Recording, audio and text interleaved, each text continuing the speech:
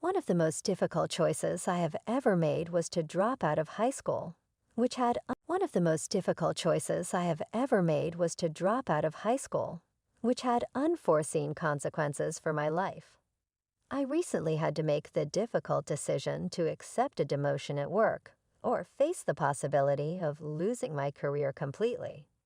Our new sales manager, SAA, made significant changes to the department, which is when the issue started.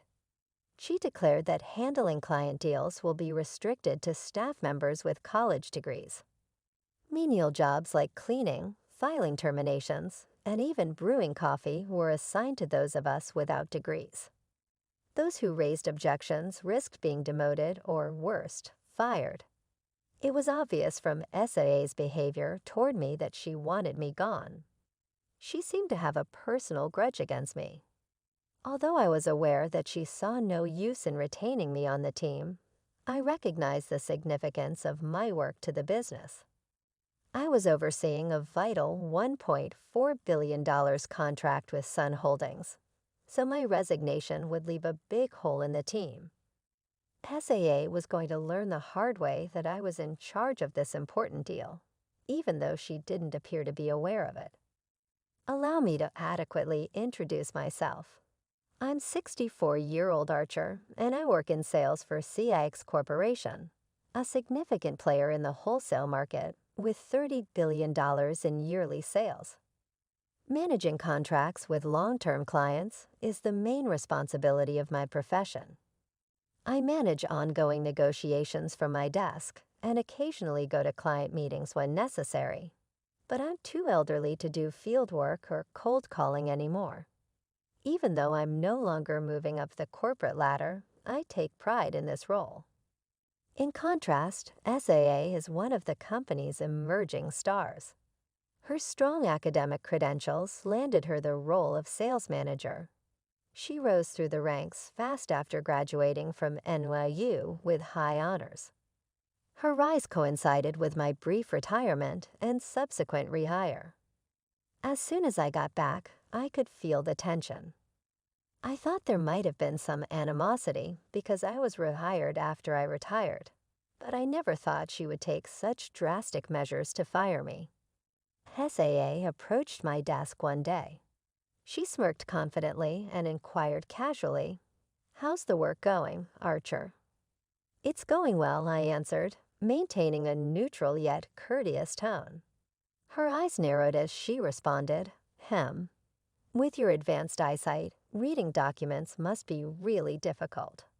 She was attempting to irritate me, and I knew it. She had always made fun of my age and skills. My position wasn't out of the ordinary because about half of the retirees at CIX Corporation are rehired. However, SAA enjoyed reminding me that I was not as intelligent as the younger staff members. I responded, "I managed just fine, thank you," maintaining my composure. She wasn't finished, though. "You really should have stayed retired," she said, her voice dripping with sarcasm. "You weren't exactly pulling your weight before you left. Is it because you didn't finish high school and need the paycheck? Or are you just here to steal ones?" Her words stung, but I refused to let her see it. I've always known that my lack of a high school diploma made me an easy target in a world that values education so highly. Being a 62-year-old high school dropout is unusual, and people don't hesitate to remind me of it. It's harder to earn respect when you don't have the credentials to back you up, and SAA made sure to bring up my education, or lack thereof, at every opportunity. "You should be grateful," she said, dropping a pile of documents on my desk. "Here's some work for you." I sighed quietly as I realized it would mean staying late, but I didn't complain. "Understood," I said simply. SAA smirked. "That's what I thought. It's good to see you're so obedient. After all, with your background, you don't have much choice, do you? You'll always be following orders from people younger than you. Must be tough." Her words were like daggers, but I refused to let her provoke me. The room felt tense as everyone around us tried to focus on their work, pretending they didn't hear the exchange. This wasn't the first time SAA had tried to humiliate me, and it wouldn't be the last. A few days later, SAA called a team meeting to announce a major change in how we worked. Her tone was firm and authoritative as she laid out her plan. From now on, she said, only employees with college degrees will handle client deals. Those without degrees will take care of paperwork, make sure the office is clean, and serve tea to the graduates so they can focus on their work. I was stunned. I have ongoing deals I'm responsible for, I protested. I can't just drop them. She cut me off. Those deals will now be handled by the college graduates, she said coldly. As a high school dropout, you don't need to worry about them anymore. Now go fetch some tea. Her dismissal was so casual, so cruel, that I barely knew how to respond. I wasn't the only one shocked. Another employee raised a concern. If we suddenly replace the person managing a deal, won't that make our clients lose trust in us? SAA rolled her eyes. That's exactly why people without degrees are useless, she snapped. Clients don't trust them. They'd rather work with someone educated and qualified. Can't you see that? The employee fell silent, clearly intimidated. SAA's new rules left everyone confused and uneasy. Splitting the team into college graduates and dropouts felt demeaning and unnecessary. Even though she invited us to share our thoughts, it was obvious she didn't really want to hear them. Anyone who spoke up risked becoming her next target. It was clear to me that SAA's real goal wasn't efficiency, it was control. And if pushing me out of the company was part of that, she wasn't going to stop until she got her way. SAA's tone grew colder as she addressed the room. If you can't accept these changes, you'll be transferred to our distribution facility in Nebraska. If that's not suitable, you're free to leave. The room fell silent.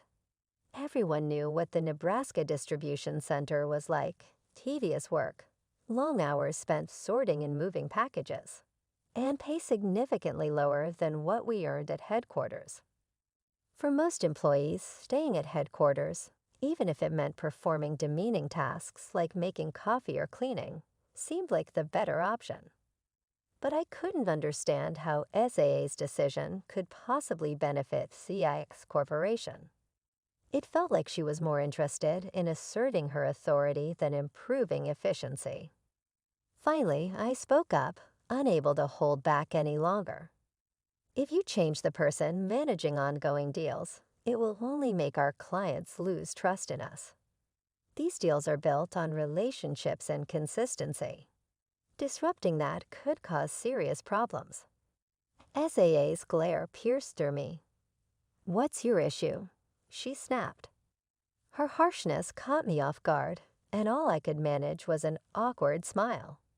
Her victorious expression made it clear she was enjoying this.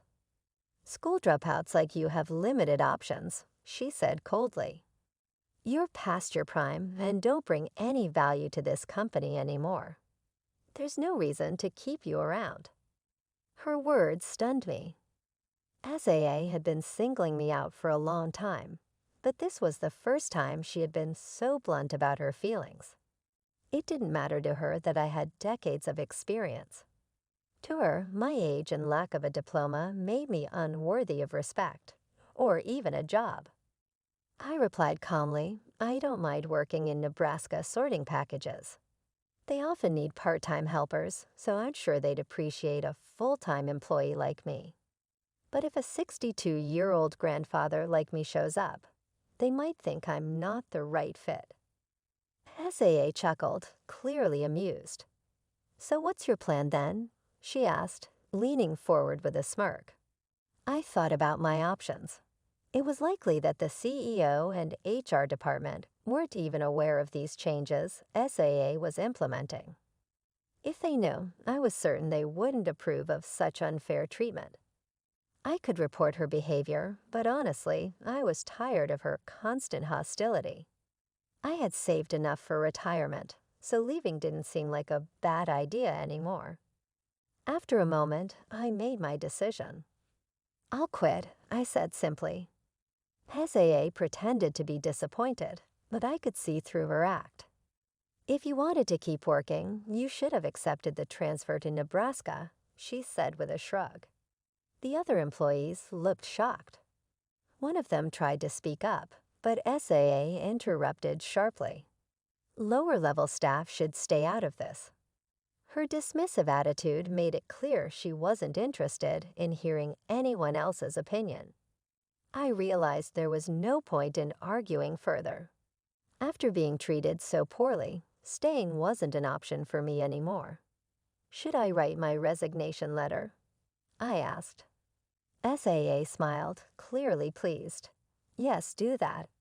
At least you know how to handle something as simple as that." I quickly wrote my resignation letter, still stunned that my departure was unfolding like this. I had never imagined I would leave CX Corporation in such a humiliating way. As I handed over the letter, I asked about the handover process for my current deals. "There's no need for that," SAA said dismissively. "You only handle paperwork anyway." Her eagerness to see me go was obvious. She even chuckled as if she had won some personal battle. I thanked her out of politeness and left the office. The other employees looked concerned, but SAA didn't seem to notice or care. She was content, unaware of the chaos she was about to face. The next day, I was at home, finally relaxing after years of stress. But my peace was interrupted by SAA's persistent calls. At first, I ignored them, but her calls didn't stop. Reluctantly, I answered. "Archer, what's going on?" she demanded, skipping any pleasantries. Her tone was frantic, and I could tell things weren't going well at CX Corporation. She explained the situation. She had successfully created a department where only college graduates managed deals, all without informing the CEO or HR department. For a while, it seemed like her plan was working, and she had been in high spirits. But now she was panicking. "Please," she begged. "I need you to handle the $1.4 billion deal with Sun Holdings. Their annual revenue is over $2 billion, and maintaining this relationship is crucial for the company. If we lose them, it will be a disaster." Her desperation was palpable. The room at headquarters must have been tense as she explained the situation. But then came the crushing blow. One of my former colleagues hesitantly spoke up. "Manager SAA, he resigned yesterday." SAA's face turned pale. "What are you saying?" she asked, her voice shaking. "He was in charge of the $1.4 billion deal. There's no way an inexperienced person can handle something so significant. You must be lying." But the employees knew the truth, and no amount of denial could change it. One of them tried to reassure her, pointing to another colleague. "He has a UCLA degree. Maybe he can take over the deal." Seth turned to the employee, her eyes wide with hope. "You have a UCLA diploma, right? You can manage this, can't you?" The employee hesitated, looking uncomfortable. After a long pause, he admitted quietly, "I've never handled anything this big before." Seth's confidence crumbled.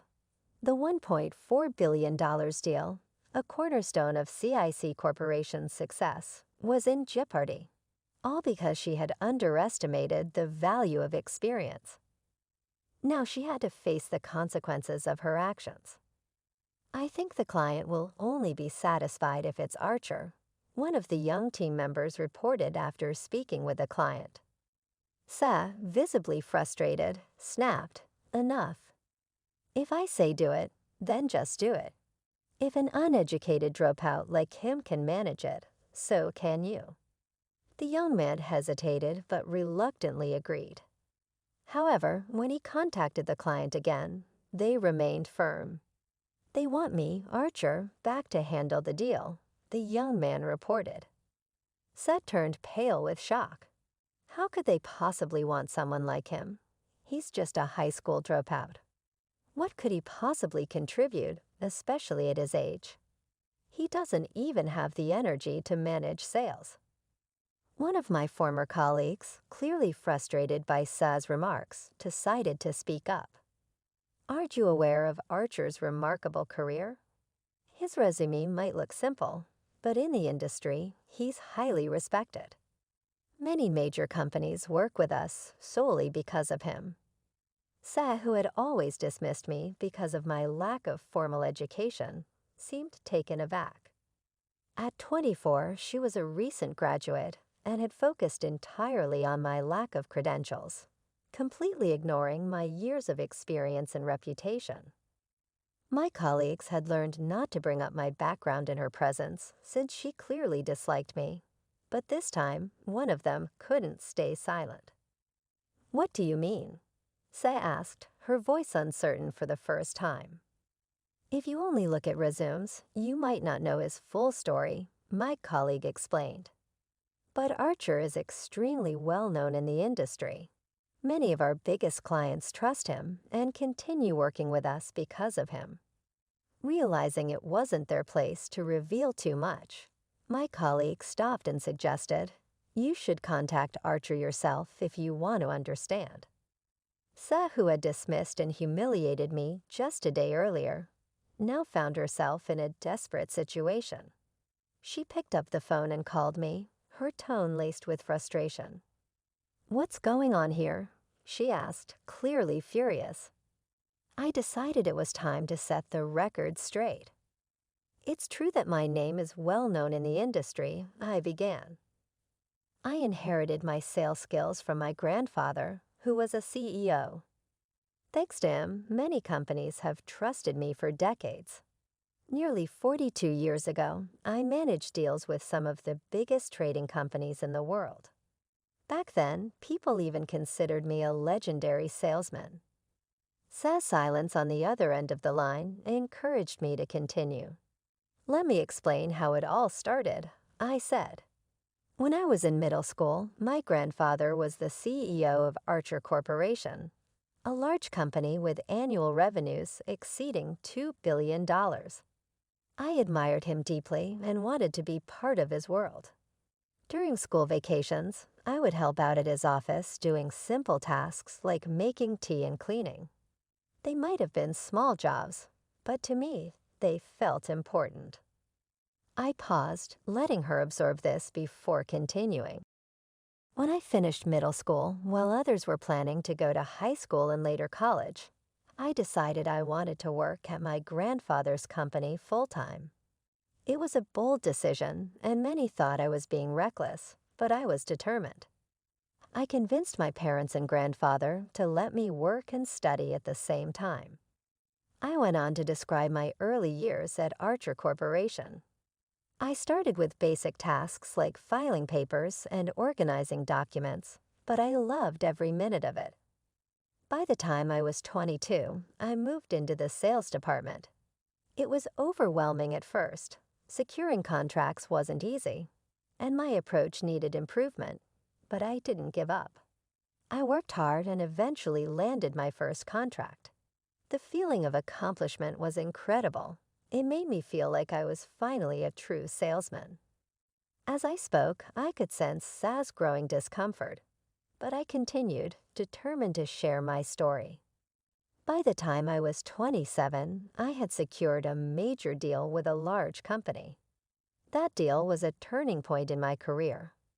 I figured out what it took to succeed, and soon contracts started flowing my way.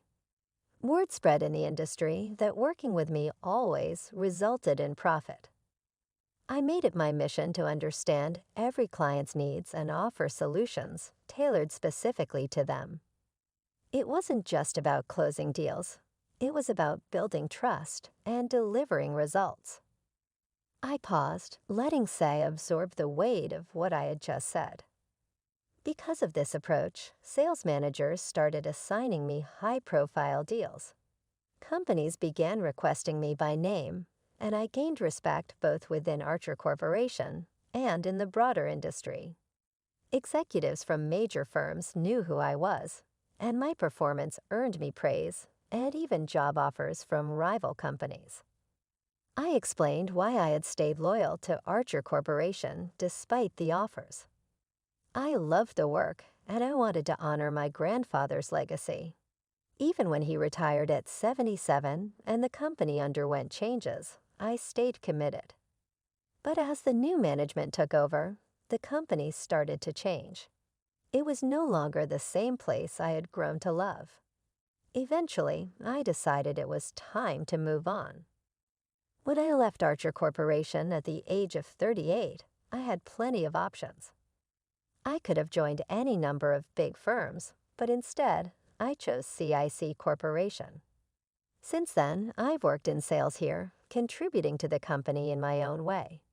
I even stepped back from prominent roles to let the younger generation shine. I let my words hang in the air, waiting for her response. Seth didn't speak for a moment. She had spent so much time undermining me, focusing solely on my lack of a diploma, that she had failed to recognize my experience, my skills, and the relationships I had built over decades. Now she was beginning to see just how much she had underestimated me. I calmly explained the reality of CIC Corporation's current situation to Sa. Almost all of our major clients are ones I secured over the years. It's no surprise they're refusing to proceed without me. I managed so many deals that I didn't have time for administrative duties, which is why I never held a formal manager position. But my salary was on par with managers because of the value I'd brought to the company. Recently, however, being forced to resign, I had started passing my responsibilities on to younger employees, preparing for the next generation to take over. I paused for a moment, then added, "It's no wonder the clients are saying they won't continue their deals." Sa's frustration boiled over. "Why didn't you mention this sooner?" she demanded angrily. "I did ask you if a handover was necessary," I replied calmly. "But if it was so important, you should have made it clear. Instead, you dismissed the idea entirely." Realizing the gravity of the situation, Sa's tone softened. "You need to contact the clients," she said. "Explain the handover process and reassure them to keep doing business with CIC Corporation." But I shook my head. "No, I won't do that," I said firmly. Building trust is the foundation of business. If I call the clients now after resigning and tell them about internal issues, it will only make them lose faith in the company. They'll terminate their contracts faster than you can imagine. I could see her panic rising as I continued. CIC Corporation has an annual revenue of $6 billion, but $30 billion worth of deals come from the clients I secured. Right now, you've already lost a $1.4 billion deal, and at this rate, the company could hit rock bottom. Sa's desperation became obvious. "Come back to CIC Corporation," she pleaded. "I'll talk to HR and get your resignation reversed. Report to work immediately." I shook my head again. "Even if I came back, you just treat me like a burden again. I can't work under someone who judges people solely by their resume and educational background. You've made it clear that you see no value in me beyond that." Kahan's frustration was palpable, but she couldn't argue. She had realized how much the company relied on the relationships I had built over decades, and now she was terrified of losing those deals.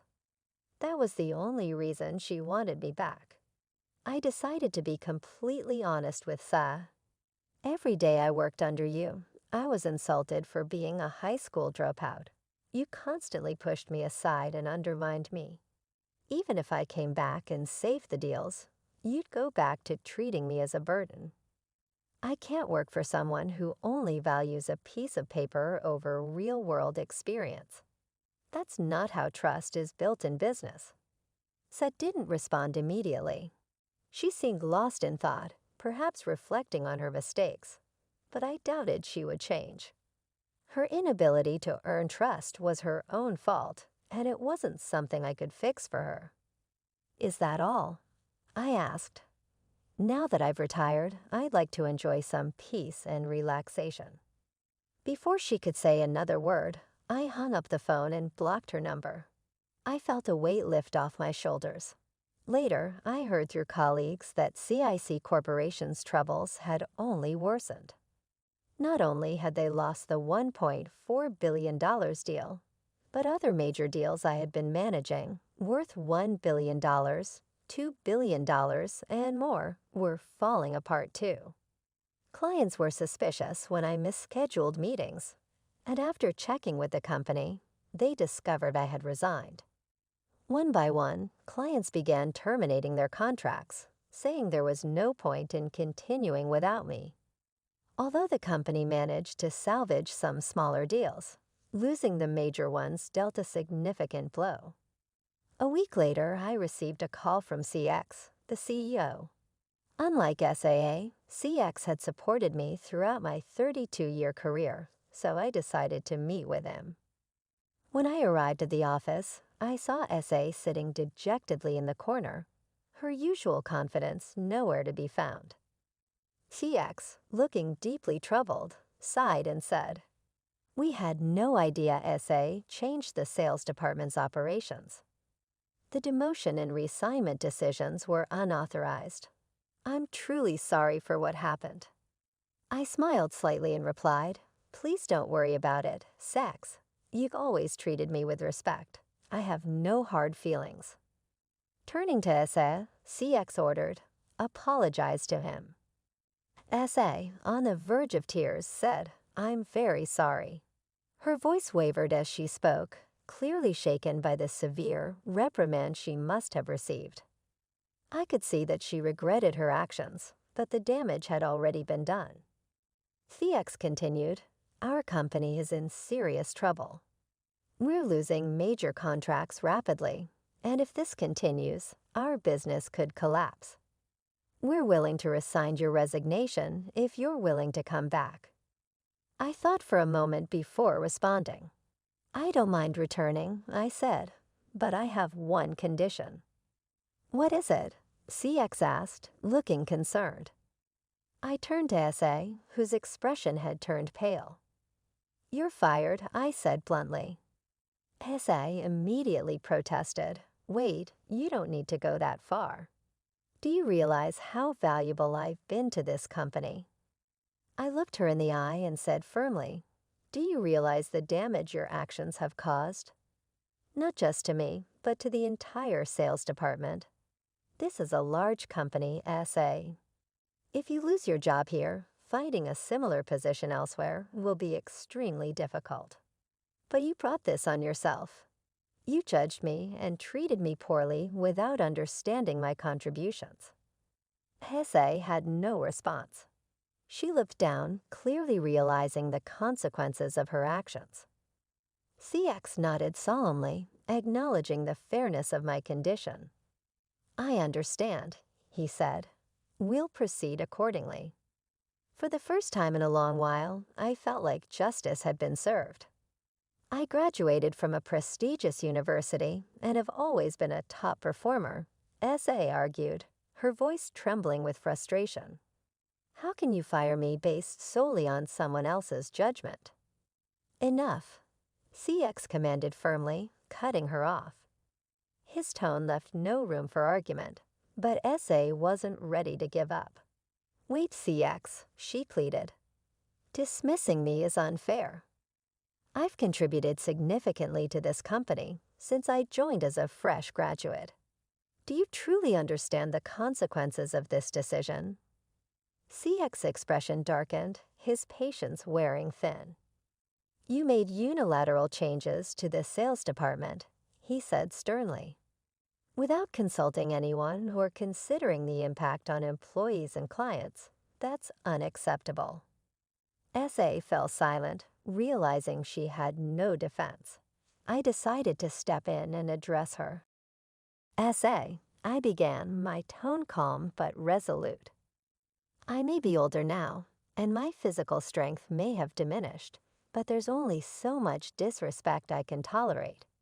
Yes, I'm a high school dropout, but that's precisely what allowed me to learn the company's ways early and develop sales expertise faster than anyone else. I paused for a moment, letting my words sink in. You mocked me without ever understanding my circumstances. You saw my lack of a diploma as a weakness, but you never noticed the years of experience and dedication I brought to this company. SA's hands trembled slightly, her composure cracking under the weight of the truth.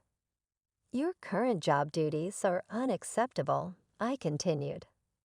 If I return, I can handle the transition and personally apologize to our clients. But I'll only do this if you step down. Otherwise, I'm content to remain retired. The responsibility for all my work will rest entirely on you. I leaned forward slightly, emphasizing my final point. Honestly, I'm fine with either option. I saved enough for my retirement and have no obligation to fix the mess you've created. So what will it be? TX sat back, considering my proposal carefully. Thésée, on the other hand, bit her lip in frustration, realizing the gravity of the situation. With more contracts being canceled every day, she was overcome with despair. She stood in silence, unable to respond. Finally, CX nodded. Very well, he said. SA will be terminated. Heisei's eyes widened in disbelief. Please wait, she cried. I've contributed so much to this company. Your decision is too hasty. CX's expression hardened. Your actions have nearly caused a $30 billion loss for this company, he said firmly. Do you understand the consequences of what you've done? Faced with this stern rebuke, SA shrank back, unable to argue further. Write your resignation letter and leave, CX said. Don't come back tomorrow. Tearfully, SA accepted her fate. She sat down at her desk slowly, drafting her resignation letter. With each word, the reality of her situation seemed to weigh heavier on her shoulders. After finishing the letter, she handed it over, gathered her belongings, and left CX Corporation never to return. News of SA's departure spread quickly, and her reputation suffered greatly. Word got around that she had been responsible for the mismanagement that led to my resignation and the loss of major contracts. This made finding a new job incredibly difficult. Even when she managed to secure interviews, her arrogance and inability to take responsibility for her mistakes led to repeated rejections. For 6 months, SA remained unemployed, humbled by the countless rejections. Eventually, she settled for a part-time position that paid a fraction of her former salary. It was a harsh lesson, but one she could not avoid. As for me, I returned to CX Corporation and immediately got to work. I began taking charge of the major contracts, personally apologizing to the clients who had grown uneasy during my absence. Employees who had been deeply worried about the company's future felt reassured by my return. The news of my comeback spread quickly, and with my sincere apologies, we successfully restored several major contracts. It became evident that SA's interactions with clients had been excessively haughty. Her termination was a relief to the staff as well as the clients, who found working with us much simpler after her left. For the first time in years, CX Corporation was stable and easier to run. I now want to retire at age 67, and if everything goes as well as it has since I returned, I have no doubt that the business will continue to grow even after I go. I want to have a successful career final. Even though I left my grandfather's business years ago, I am so happy to have joined CX Corporation. I'm resolved to make the most of my remaining time in order to ensure the company's success and leave a successful legacy. For me, this is about more than simply work. It's about demonstrating that relationships, commitment, and experience may be more valuable than any paper.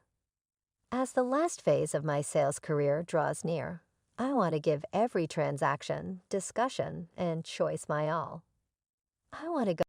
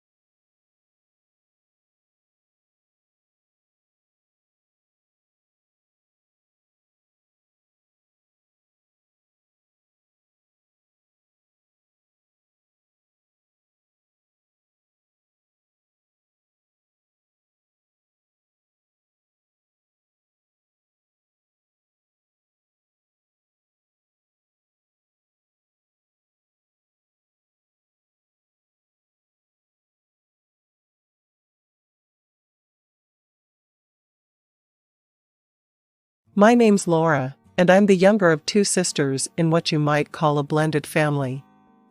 But blended implies some kind of harmony, and let me tell you, there wasn't much of that growing up. My mom had been married before, to some guy who died when my half-sister was 5. Then she met my dad, they got hitched, and pop. Out I came a year later. Sounds like a neat little package, right? Wrong.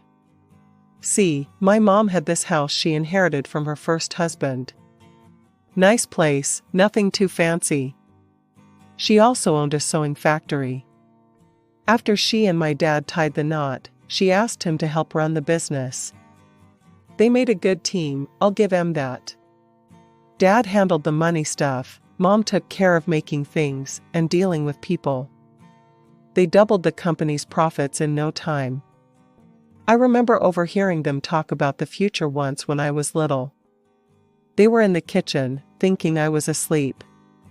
I hope the girls will take over someday, Mom said. Keep it in the family, you know? Dad agreed. That'd be great. Laura's got a good eye for design already. And Sarah's sharp with numbers. Little did they know, Sarah had other ideas.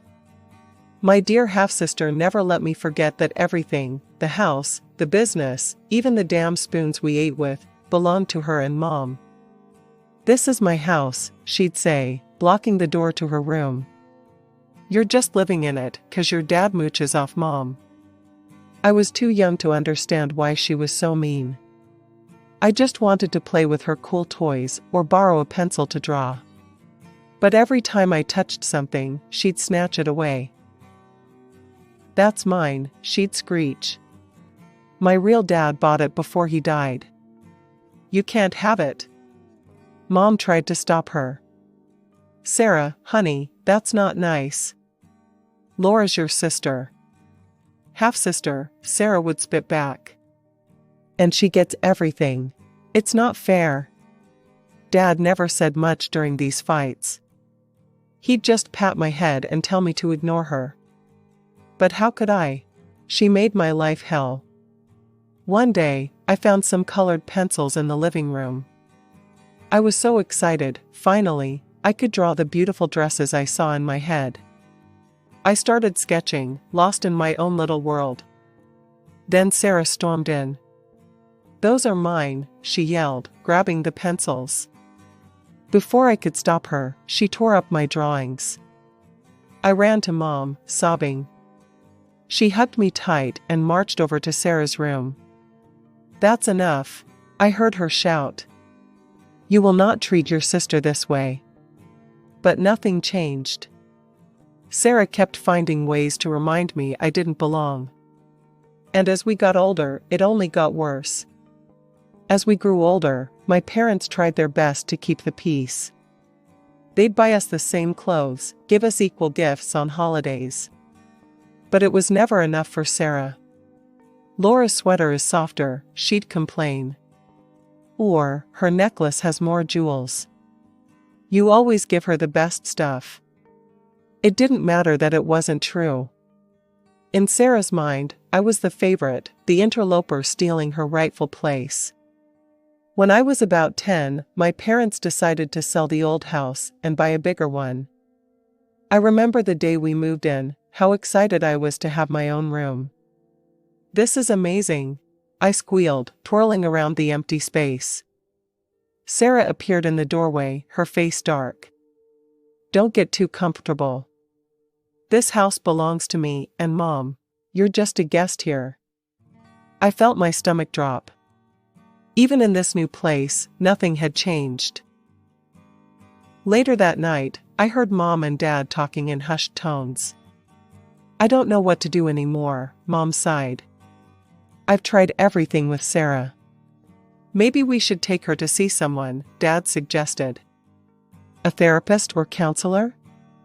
Mom agreed, and soon Sarah was going to weekly sessions. But if anything, it only made her more resentful. "Oh, so now I'm crazy," she spat one day after a particularly rough appointment. "You just want to fix me so precious Laura can have a perfect life." I wanted to scream that my life was far from perfect with her in it, but I kept my mouth shut. It never did any good to argue with Sarah. As the years went by, Sarah's victim complex only grew. Everything was someone else's fault, usually mine. She'd complain endlessly about how unfair her life was, how no one understood her. "You're all against me," she'd say. "You owe me for everything I've been through." I started avoiding her as much as possible, staying in my room or at friends' houses. Anything to escape the constant drama. When Sarah finally graduated high school and left for college in another city, it felt like the whole house breathed a collective sigh of relief. "Maybe some time away will do her good," Mom said hopefully. For the first time in years, I felt like I could relax in my own home. No more walking on eggshells, no more surprise attacks of Sarah's jealousy. Those 4 years while Sarah was away at college were the happiest of my young life. I threw myself into my studies, especially art and design. I'd spend hours sketching clothes, dreaming up new styles. Mom noticed my passion and started bringing home scraps of fabric from the factory for me to play with. "You've got a real talent, Laura," she'd say, admiring my creations. For once, I felt seen for who I was, not just as Sarah's annoying little sister. I started to imagine a future where I could use my skills, maybe even in the family business. After graduation, I'd been accepted to a college in another city to study design, which was a dream come true. The night before I left for college, Mom and Dad sat me down for a talk. "We're so proud of you, Laura," Mom said, her eyes misty. "You know we support your dreams, right?" I nodded, feeling a lump in my throat. Dad chimed in. "We hope that after you graduate, you'll consider coming back to work with us. Your designs could really take the company to the next level." I promised to think about it, but honestly, I was eager to spread my wings. The idea of returning to my hometown, where Sarah's shadow still loomed, wasn't exactly appealing. College life was everything I'd hoped for and more. It was during my second year that I met him. Jason. He was a few years older, working on his master's in business. We bumped into each other at a campus coffee shop. Quite literally, I spilled my latte all over his shirt. We got to talking, and before I knew it, hours had passed. Jason was funny, smart, and actually listened when I talked about my designs. We started dating soon after. As graduation approached, Jason and I talked about our future. We'd been together for over 2 years by then, and things were getting serious. "I've got a job lined up here in the city," he told me one night over dinner. "What do you think about staying here?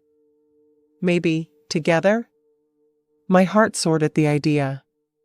I'd landed a position as a junior designer at an up-and-coming fashion company, and the thought of building a life with Jason away from all the family drama was incredibly tempting. But I knew I had to tell my parents face to face. So, we planned a trip back to my hometown. I was nervous about introducing Jason to my family, especially since I knew Sarah would be there too. To my surprise, the visit went better than I could have hoped. Mom and Dad loved Jason, and even Sarah was, well, not exactly warm, but at least civil. She didn't make any snide comments or try to undermine me, which was a first. Over dinner, I broke the news about my job and my plans to stay in the city. "That's wonderful, honey," Mom said, but I could see a hint of disappointment in her eyes. Dad cleared his throat. "Actually, we had an idea we wanted to run by you.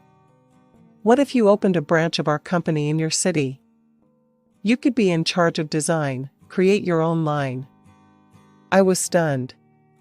It was a generous offer, one that would allow me to pursue my dreams while still being part of the family business.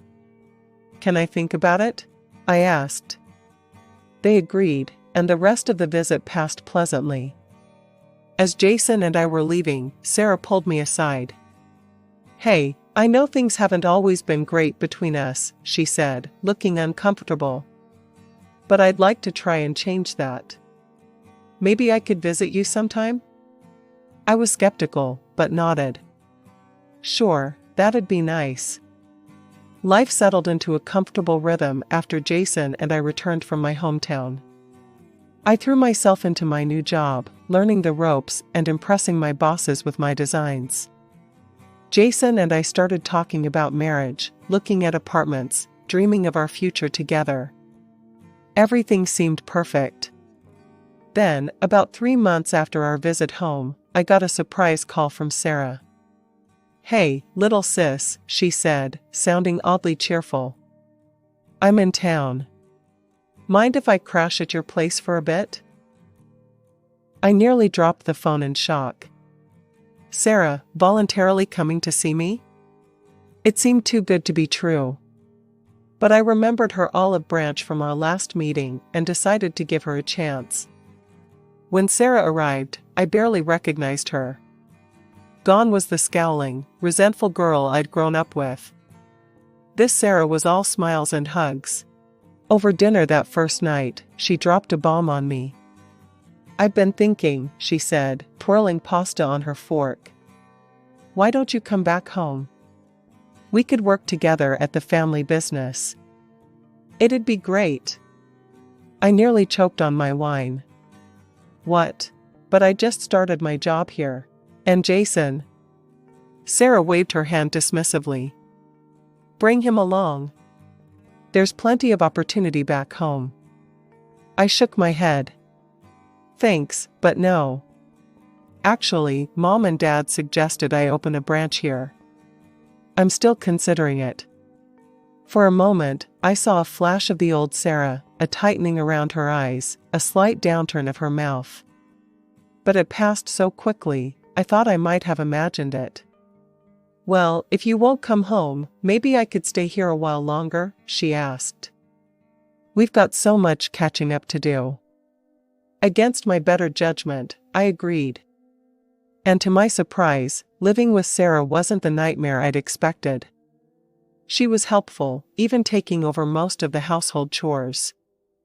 We'd stay up late, talking about our childhood, laughing over shared memories. It felt like I was finally getting the sister I'd always wanted. One night, over a bottle of wine, Sarah brought up the idea of us working together again.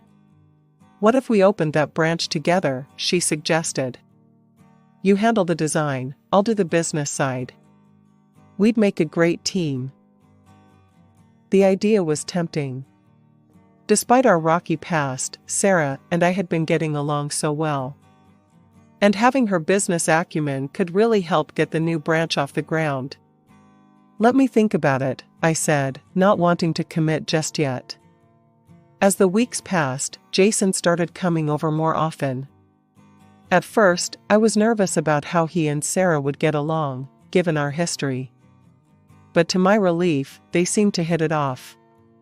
I'd come home from work to find them laughing over inside jokes, or deep in discussion about some business concept. It warmed my heart to see two important people in my life getting along so well. Jason and I set a date for our wedding, just 6 months away. I designed the invitations, carefully curated the guest list, and agonized over every detail of the menu and decorations. Sarah was there every step of the way, offering suggestions and support. Meanwhile, Jason and I had decided to open the branch of my family's company after the wedding. Sarah and I spent many evenings discussing our plans, getting more excited with each conversation. We're going to make an amazing team, Sarah said one night, clinking her wine glass against mine. 2 months before the big day, I was juggling work, wedding prep, and future business plans. Life was hectic, but wonderful. Then came the call that changed everything. Laura, it's Dad, his voice sounded strained over the phone. Your mother, she's not well. She's been feeling poorly for a while, but you know your mother, always putting on a brave face. He paused, and I could hear the worry in his silence.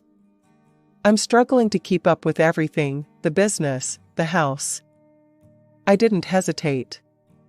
I'm coming home. Right now. When I told Sarah, she sighed. I wish I could come with you, but I've got some important meetings I can't reschedule. I was surprised by her reluctance, but didn't push it. It's okay. I'll keep you updated. The situation at home was worse than I'd imagined. Mom looked pale and fragile, nothing like the vibrant woman I remembered. The doctor's diagnosis was devastating, a tumor, requiring immediate surgery. I threw myself into action, taking over household chores, helping Dad with the business where I could, and most importantly, being there for Mom. I arranged to work remotely, squeezing in design work between hospital visits and home care. The days blurred together in a haze of worry and exhaustion. But finally, there was good news. The surgery was successful, and Mom was recovering well. Through it all, I tried to stay connected with Jason. We'd video chat daily at first, his face a comforting presence on my screen. How's your mom doing? He'd ask, his brow furrowed with concern. Better today, I'd reply, forcing a smile. How are things there? Is Sarah behaving herself? He'd laugh and assure me everything was fine, but as the days passed, our conversations grew shorter and less frequent. I told myself it was just the stress of the situation, that things would go back to normal once I returned home. But a month into my stay, the video call stopped altogether. My messages went unanswered. The silence was deafening. The gnawing worry in my gut wouldn't let up. After days of unanswered calls and messages, I couldn't take it anymore. I had to see Jason, to find out what was going on. I caught the next flight out, my mind racing with possibilities. Maybe Jason was sick. Maybe he'd lost his phone. Maybe. I didn't tell anyone I was coming. Some part of me wanted to surprise Jason, to see his face light up when he saw me. The silence that greeted me in my apartment was eerie. Then I heard it, a muffled giggle from the bedroom. Our bedroom. I wish I could say I hesitated, that I didn't barge in like some crazed person. But I did. And what I saw, God, I'll never forget it. Jason and Sarah, in our bed, naked and entwined. For a moment, the world stopped. I couldn't breathe, couldn't think. Then reality came crashing down. What the hell? I screamed, my voice breaking. They jumped apart, but neither looked particularly ashamed. If anything, they looked relieved. Laura, Sarah said, wrapping the sheet around herself. We didn't expect you back so soon. I couldn't believe what I was hearing. You didn't expect. Are you kidding me? That's all you have to say? Jason at least had the decency to look uncomfortable. Sarah stood up, still clutching the sheet. Look, sis, these things happen. Jason and we're in love. I felt like I'd been punched in the gut. In love? You've known each other for what, a few months? Sometimes you just know, Jason said, reaching for Sarah's hand. We didn't mean for this to happen, but... But what? I interrupted. You just accidentally fell into bed together? Sarah smiled sweetly. Laura, you should be happy for us. In fact, we were hoping you'd understand. Maybe even, let us use your wedding plans? I stared at her, uncomprehending. What? Well, everything's already paid for, she explained, as if talking to a child. It seems a shame to waste it. We could celebrate our engagement instead. I don't remember leaving the apartment. I don't remember the trip back to my parents' house. I just remember collapsing into my childhood bed, sobbing until I had no tears left. Mom and Dad found me like that. They didn't push, just sat with me until I was ready to talk. When I finally told them everything, Dad's face turned red with anger. Mom just looked sad. I'll call her, Dad said, reaching for his phone. This ends now. The conversation was short and brutal. I could hear Sarah's voice, shrill and defensive, through the speaker. Of course you're taking her side, she yelled. You always have. Well, guess what?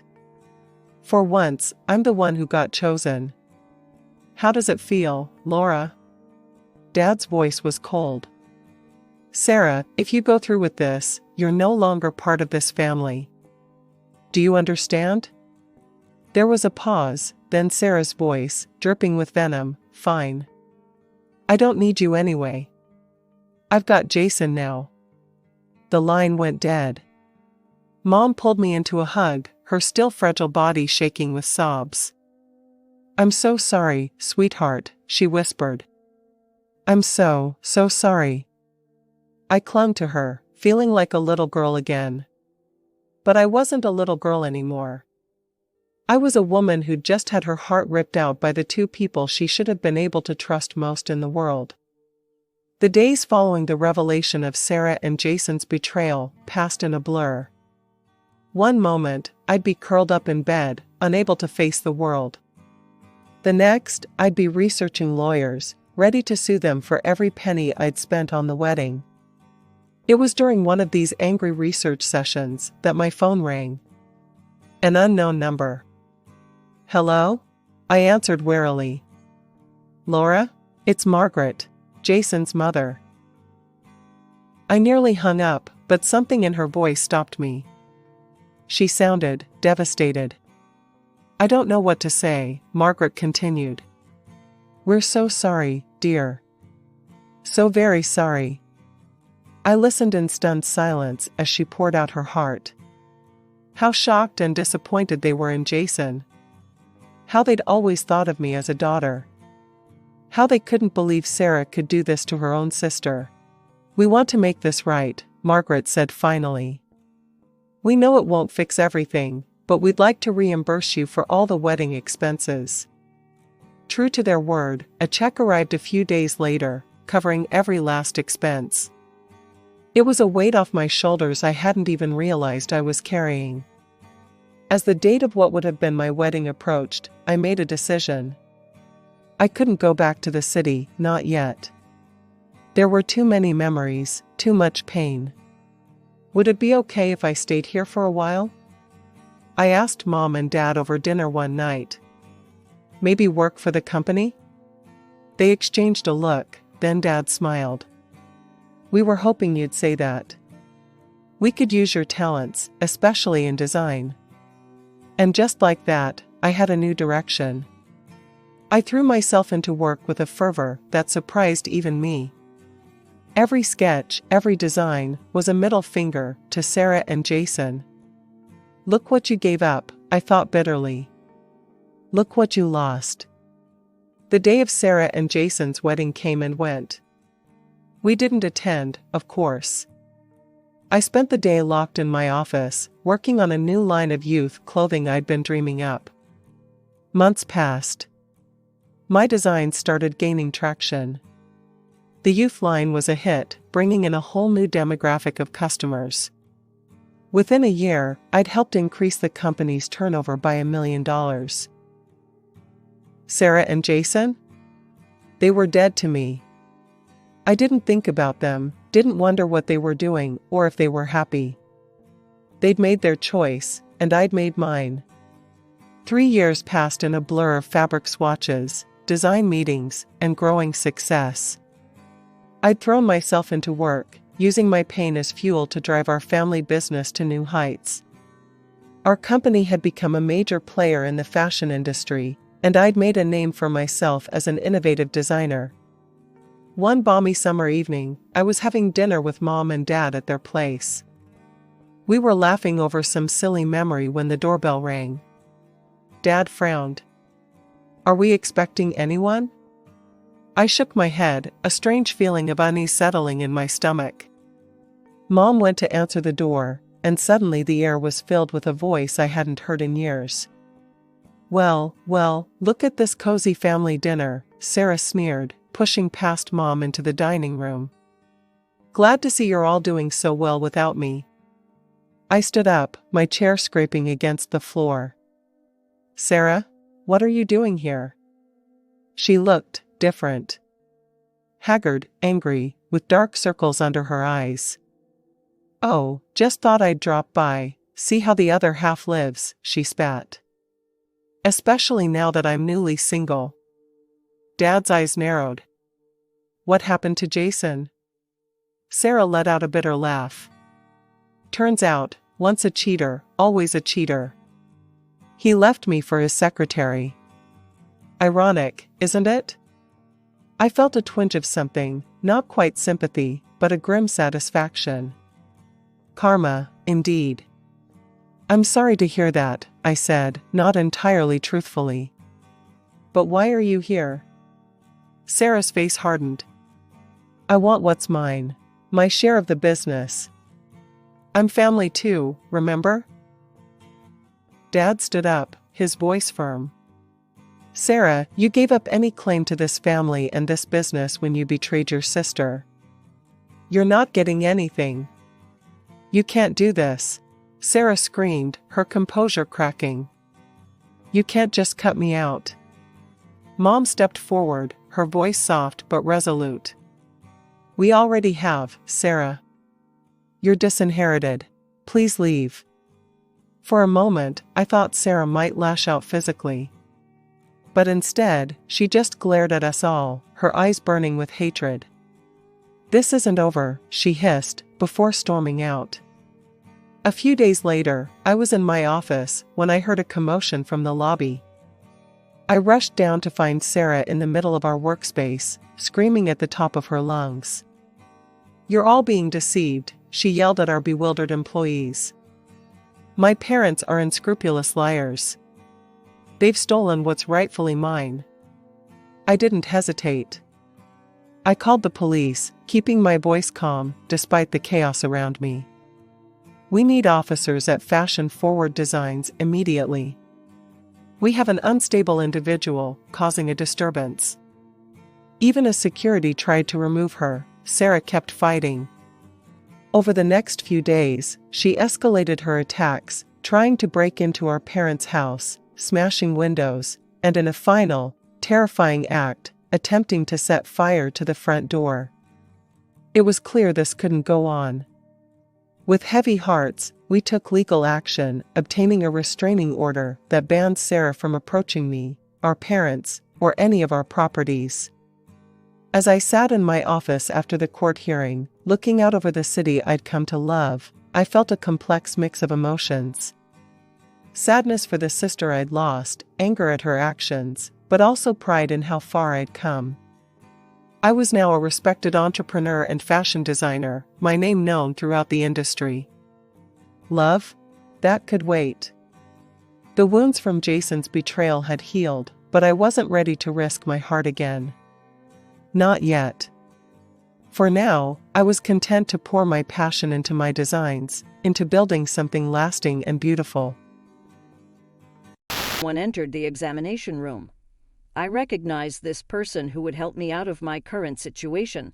The next day, I returned home with this person. "Oh my, you ended up spending the night in the hospital? Quite the life you lead, neglecting your housework as a housewife." Karen taunted me with a smirk. I was seething inside. "What's with your attitude? You sure had no qualms about doing such a terrible thing to my daughter." I showed Karen my quiet but resolute anger. "Huh? What's with the attitude? Got a problem?" "Of course I have a problem. You did something so horrible to my daughter. Apologize." "No." When I raised my voice, Karen yelled back. "What the hell? Don't you dare talk back to me. I'm your mother-in-law, you know. A daughter-in-law doesn't dare defy her." Karen's face went beet red. But I did not back down and stared Karen down. "You're getting on my nerves. Don't you dare oppose me." Saying that, Karen hit me this time. "You just raised your hand, didn't you?" "Huh. Raising your hand means you're ready, right? Ready for whatever comes next, whatever might happen to you." At my words, Karen was taken aback. "But what are you saying? What do you plan to do?" Because of what Karen said, I called someone over. "Please come in." Upon that invitation, the person who entered was my sister-in-law, Rebecca. "Rebecca, why have you come back?" "I heard Amy's baby had to be rushed to the hospital, so I came as fast as I could." "What on earth are you doing to Amy and the baby, Mom?" Rebecca was quite furious. Seeing Rebecca so upset, even Karen seemed taken aback. And of course she would be. After all, Rebecca is a lawyer. "Don't tell me you're going to do something as a lawyer just because I might have lost my temper." Karen trembled as she said this. "What are you talking about? It's obvious we'll sue, right? I've already told Rebecca that."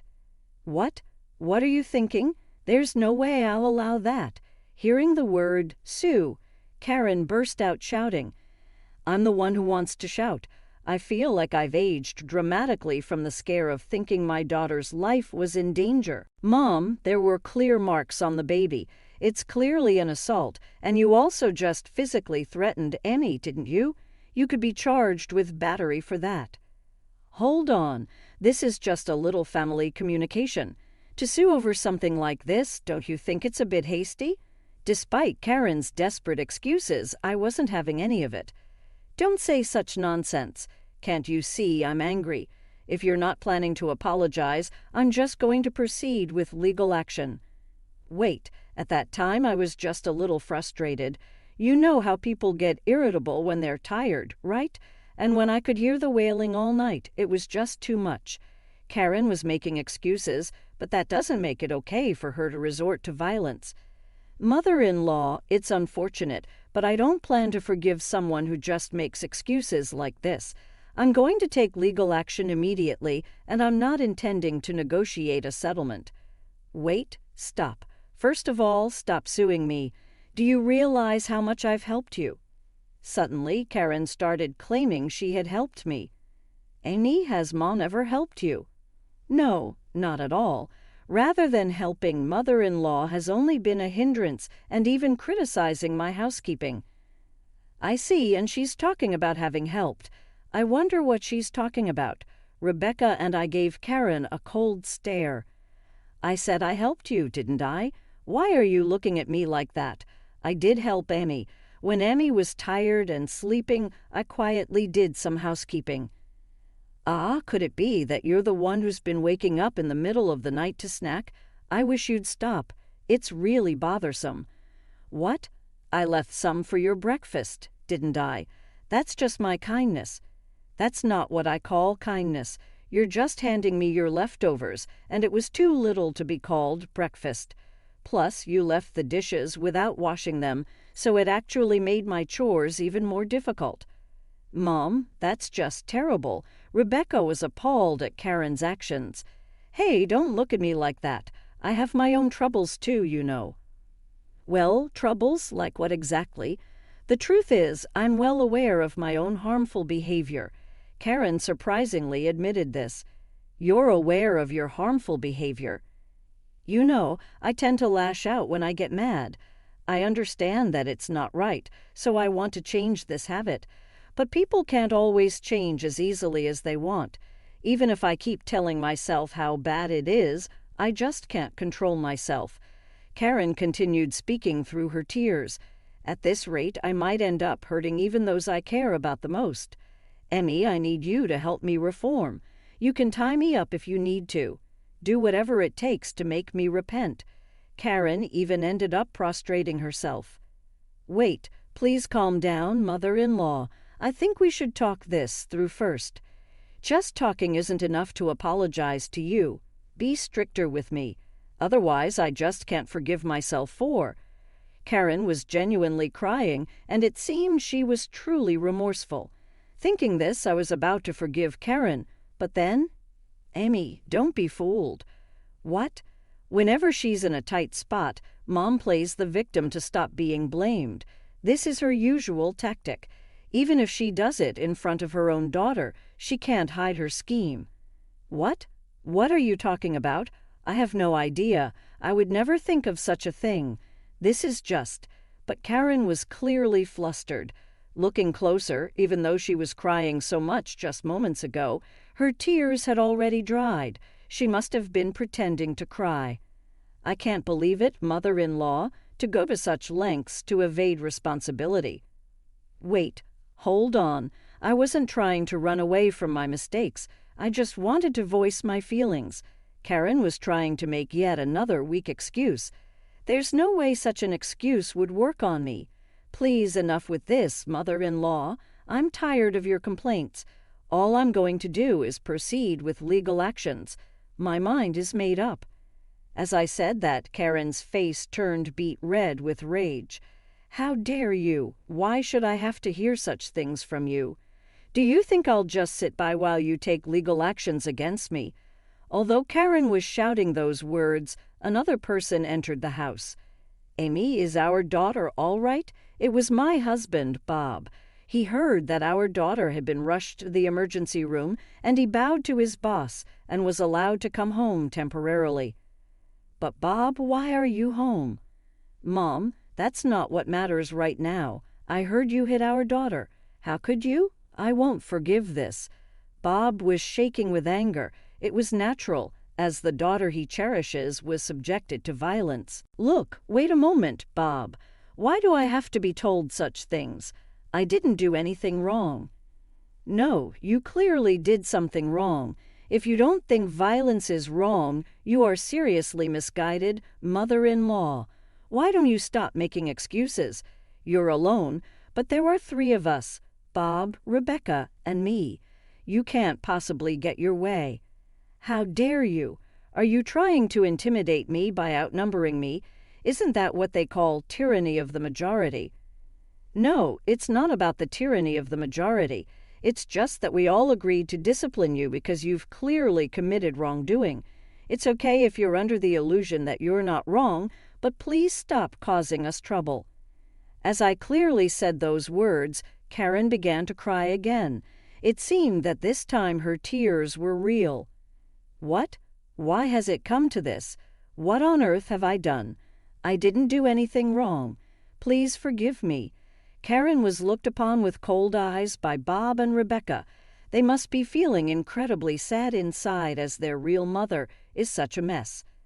Mom, I always thought you were strange, but I never thought you would be this bad. I no longer consider you as my mother. Neither do I. I'm ashamed to consider such a person as my mother. What? Wait a minute. What are you saying? You're the children I gave birth to after bearing a lot of pain. How dare you speak to me in such a way? Even as Karen was crying and shouting, the 2 of them continued to give her a cold stare. Let's just leave, Amy. I know a cheap motel we can live in for a while. In the meantime, I'll proceed with the legal actions against Mom. There's also suspicion of assault and battery, so we have to call the police. Police? Don't call the police. I've been telling you I didn't do anything wrong. Why has it come to this? Even as Karen cried and shouted, I did as Rebecca said and left the house. I hid out for a while in a budget hotel that Rebecca had recommended and left the rest up to her. After that, it seems Karen was charged with assault and battery and ended up in jail. Bob and I saw this as an opportunity to find a new home, and we ended up leasing an apartment. Now, our daughter, Bob, and I are living peacefully in our new apartment. Rebecca, who helped me so much, is reportedly having fun, despite her busy life as a lawyer. When Karen got out of jail, she had no choice but to return to an empty house. It's quite pitiful since we haven't told her where our apartment is. There's no way she can come over. Even if she were to find out, there's a security guard at the entrance, so even if she showed up, she'd just be taken away as a suspicious person. A place like this is not where anyone would ever dwell. If somebody did, they would have to be an adrenaline addict or someone as depressed as this area. Henry, don't say things like that in front of the guests. I was staying at the Irving Inn when a derisive chuckle reverberated across the hallway. The man named Henry gave Rebecca, the innkeeper, a scornful glance and a sneer. Visitors? Ha! Rebecca, no one is here. This is the best you can do with your alleged abilities. This is your reality, so face it. Henry exited after hurling his comments, laughing loudly and contentedly, obviously enjoying Rebecca's expression of annoyance. As Rebecca stood there, her beloved inn being cruelly attacked, her hands trembled a little. It's all over. I had only been here a few days, yet I could already feel their suffering. No, it's not finished yet. Trust me, I'll take care of it. A few months later, my life and the lives of everyone else connected to Irving Inn were going to undergo a significant transformation. Because in actuality, my true identity is Samuel is my name. I am employed at a renowned hotel in the city as a concierge. Providing service with genuine warmth is my driving principle. I was continuously instructed to provide hospitality from the viewpoint of the guest by the senior employee who was in charge of my training at the hotel. I now mentor my juniors in the same manner as before that training. But ever since Mr. Keller became the new manager a few years ago, efficiency and profit have been more important. His methods cause a lot of people to depart. The majority of those who are left now support Mr. Keller's initiatives. I was a total oddity in that setting because I opposed Mr. Keller.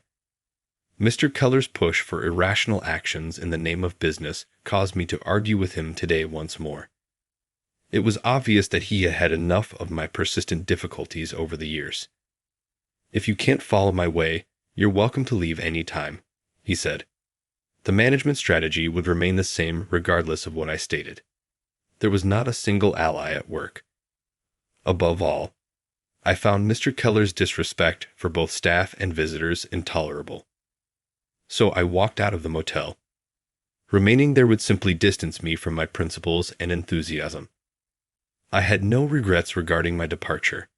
Still, it evoked some melancholy to leave a location full of memories after all these years. I made the decision to travel in order to decompress. When I had free time, I would travel to different places, both domestic and foreign, to study and unwind.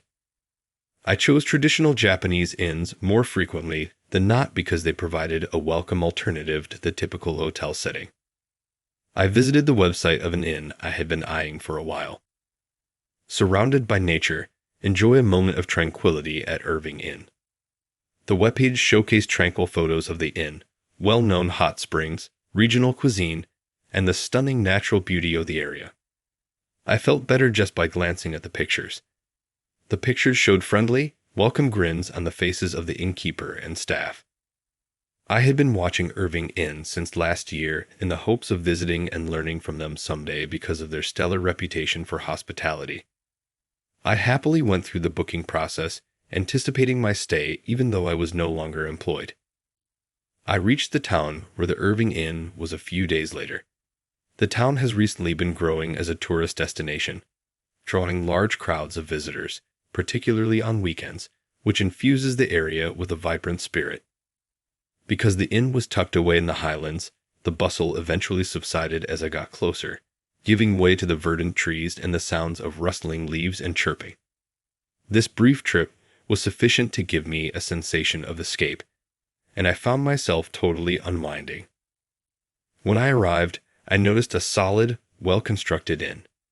Despite its rather dilapidated appearance, the architecture was rich in history and blended in perfectly with the natural surroundings. I was excited and grinning at the prospect of staying here for a few days. I moved slowly through the doorway and made my way to the front desk. But the employee who was standing there was so focused on the documents she was reading with great interest that she failed to notice my presence. I tried to grab her attention, a little bewildered. Oh, yes, a guest. I'm so sorry. Welcome to Irving Inn. The young woman at the desk bowed hurriedly, clearly flustered. She seemed new, as her speech and movements were a bit unsteady. While she sorted out my check-in, handling paperwork, and checking the computer, I looked around. The other staff members rushing past the entrance appeared equally busy. Their movements were a bit awkward, and a few looked like they might trip at any moment. A senior staff member was offering guidance, helping them with their tasks, yet no one seemed to notice me at the front desk. I thought this place was known for its hospitality, but this is a bit. I could feel their earnestness, which was endearing, but I wondered if I could truly relax in such a hectic atmosphere. As I was pondering this, a problem arose. What? The room I reserved is already occupied. I am terribly sorry. The young woman at the desk looked on the verge of tears, bowing repeatedly. It was a classic case of double booking. This is unexpected. I sincerely apologize. More than anger, I felt disappointment. I had been so looking forward to my stay. As the staff member kept apologizing, someone hurried toward us. I apologize sincerely for the inconvenience our oversight has caused. Recognizing her face from the website, I realized this was Rebecca, the innkeeper. The front desk staff must have alerted her as soon as the double booking was discovered. Despite hurrying over, Rebecca didn't appear the least bit flustered. Her neatly styled black hair had a beautiful luster, and she wore a refined lavender kimono that suited her perfectly. Her manner was gentle, with graceful gestures and refined language that made a strong impression. Is there any other room available? I was really looking forward to staying here, so I'd love to, if possible, I asked. At my request, she quickly moved to the front desk, checking the reservation status. I'm terribly sorry. All our rooms are booked for today, so we're unable to offer another room at this time," she replied.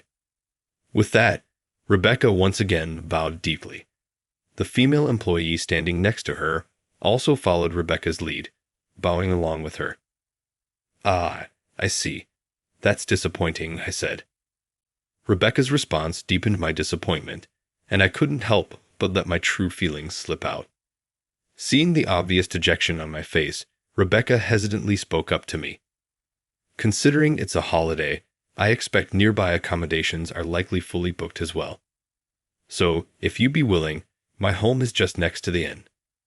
As an apology, we'd like to offer our unused guest house to you at no charge, along with full meals and service." I was taken aback by the unexpected offer. I hesitated about staying in a private residence, even if it was a guest house, and tried to refuse. But Rebecca insisted, saying, "I can't bear to let a guest who was looking forward to staying here leave disappointed." The young woman at the desk also bowed multiple times, and I couldn't refuse. "Wow, this room is amazing," I exclaimed. "I'm glad you like it," Heather said. Since Rebecca had other guests to attend to, her daughter, Heather, showed me to the room. It was beautifully maintained, with a classic interior as lovely as the inn's rooms. Since it was right next to the inn, the view from the window was likely just as stunning as it would have been from an actual guest room. Since the guest house was a bit removed from both the main house and the inn, I didn't have to worry about noise or overhearing conversations. Heather, who had shown me to my room, explained the meal schedule, the hot springs hours, and other details. In her service, I could see traces of her mother, Rebecca. She answered my questions smoothly, with a warm smile and thoughtful gestures that put me at ease. Even as a fellow hospitality professional, I found Heather's service remarkable, with many things worth emulating. This made me wonder. Both Rebecca and her daughter Heather possessed such high-level service skills. So why did the other staff, especially the woman at the front desk, seem so inexperienced? Was it simply a lack of training, or were they all new hires? Either way, the disparity in staff skill levels was so wide that it risked leading to disappointing reviews for the inn. Lost in thought, I realized Heather had finished her explanation. "Once again, I apologize for today's inconvenience. I hope you'll enjoy your stay here, and please let us know if there's anything we can do to make it even better," she said. Her radiant smile, full of warmth, left me momentarily speechless. "Are you all right?" Heather looked up at me with a concerned expression. She seemed about my age, with a youthful face and large, sparkling eyes that shone in the sunlight. Her gaze made my face grow warm. "Oh no, I'm fine. Actually, I'm really looking forward to both the hot springs and the food," I said. "Thank you. As you can see, our inn is surrounded by mountains, so our menu is mainly focused on local delicacies like wild vegetables, mushrooms, and river fish caught nearby. Our chef's dishes are all delicious, so please enjoy as much as you can. Oh, and of course, our hot springs are one of our prides too. The salt in the water is great for your skin and helps relieve fatigue, so please take your time relaxing in it." Perhaps due to her enthusiasm, her words lost some of their earlier formality and became a bit more casual. Normally, using such language with a customer would be a no-go, but from Heather's attitude, I could sense her dedication to learning about the inn, and above all, her genuine affection for it. Not only was Heather unstoppable in her talking, but I also found myself smiling naturally as I listened. "Oh, I'm so sorry. I got so caught up in talking that I completely left you behind. Once I start talking about the inn, I just can't stop, even though my mom scolds me about it all the time," Heather said, looking down with her face turning red with embarrassment. "No, not at all. Hearing all that has made me even more excited about my stay. And I can tell how much you love this inn, so it really warms my heart. Do you plan to take over the inn in the future?" I asked. She relaxed, her face softening at my words. "Yes, I love this inn. It's a place very close to my heart. Right now, It's just my mom and me, but my grandparents and father used to work here too. I grew up watching my family and the staff work so hard. It's tough, of course, and as a kid, I sometimes felt lonely. But I'll never forget the look of happiness on their faces when they saw a guest smile. So I want to follow in my mom's footsteps and become a proper innkeeper who works with our staff to create a place where guests leave with genuine gratitude. That said, I still make lots of mistakes and get scolded by my mom and the senior staff all the time, she added with a bright expression, revealing her strong determination to inherit the inn. Watching her, I found myself speaking without thinking. You'll make a great innkeeper, Heather. Huh. I was just as surprised, I said, startled by my own words. Heather's astonished expression mirrored my own surprise. After exchanging glances, we both burst into laughter. Thank you. I'll do my best to make sure you're satisfied with your stay, she said with a final smile and a slight bow. Heather left the room, adding, Please don't hesitate to call if you need anything. Heather was in charge of most of my needs during my stay at the guest house. Each time she stopped by, she'd check if I needed anything, and casual conversations would often lead to laughter. Afterward, she'd hurry back to her duties. Just as Heather had promised, I thoroughly enjoyed the excellent food and relaxing hot springs. Now, stretched out on the prepared bed with my arms and legs spread wide, I sighed. Ah, this is perfect. I'm full. The hot springs were great. Enveloped in the warmth of the sun-scented duvet, I closed my eyes. Heather's smile came to mind. There was a warmth in her smile, as if she genuinely wanted to make guests feel welcome. Her presence was like spring sunshine, warming the heart. But thinking of that warmth made my heart race, and I felt a blush creeping up my cheeks. Heather, she is really something special, I muttered, relieved to be alone. Her smile flashed through my mind again and again. I wondered if I'd dream of her tonight. Feeling a bit embarrassed by my own thoughts, I pulled the duvet over my head, trying to hide from them. Before I knew it, I drifted off to sleep, still wrapped in thoughts of her. The next morning, I got dressed and enjoyed the breakfast delivered to my room. I planned to go sightseeing, so I headed to the inn staff for recommendations on nearby attractions and must-visit spots. As I'd arrived at the front desk, loud voices echoed through the quiet morning. What's going on here? I wondered aloud. My sincerest apologies, Rebecca said. The raised voices didn't fit the usual calm of the inn. It sounded like a complaint. Several staff members, including Rebecca and Heather, were bowing deeply before a guest angrily shouting his grievances. I've never stayed somewhere so unpleasant. I'm leaving now. The irate guest stormed past me, each step heavy with frustration. I considered saying something, but before I could decide, Rebecca noticed me watching and came over. I'm so sorry for the disturbance. Is there anything you need? She asked, her tone polite and gentle as always. But I could see traces of fatigue on her face. I know it's not my place as a guest, but what happened? I hesitantly asked. Rebecca hesitated for a moment before offering a troubled smile. We received a complaint from that guest just now. Apparently, he claimed he was placed in a subpar room, different from the one he reserved, and that the staff had been unhelpful and rude. However, after double-checking, we found no mistake with the reservation, and none of the staff members who attended to him behaved improperly. Strange incidents like this had been increasing over the past 6 months. Complaints about things like expired snacks in the room or the private bath being too cold. Some guests even claimed they got sick because of it, even though none of it was true. Guests had even walked out or canceled reservations at the last minute. Rebecca continued. Just recently, someone left a complaint on a booking site about food we don't even serve. Since then, our reservations have dropped significantly. Heather spoke up, and several other employees chimed in with their own accounts of suspicious occurrences. While such incidents occasionally happen in this business, the frequency over the past half year was unusual. Could it be someone's harassing the inn? One of the staff whispered. Everyone fell silent. Glancing at Rebecca, I saw a shadowed expression on her face. I was about to say something when the door swung open with a bang. Everyone turned in unison. Oh my, what a gloomy atmosphere. It's like a funeral in here, a blatantly rude voice said. The tone made me bristle, but Rebecca immediately stepped forward to face the newcomer.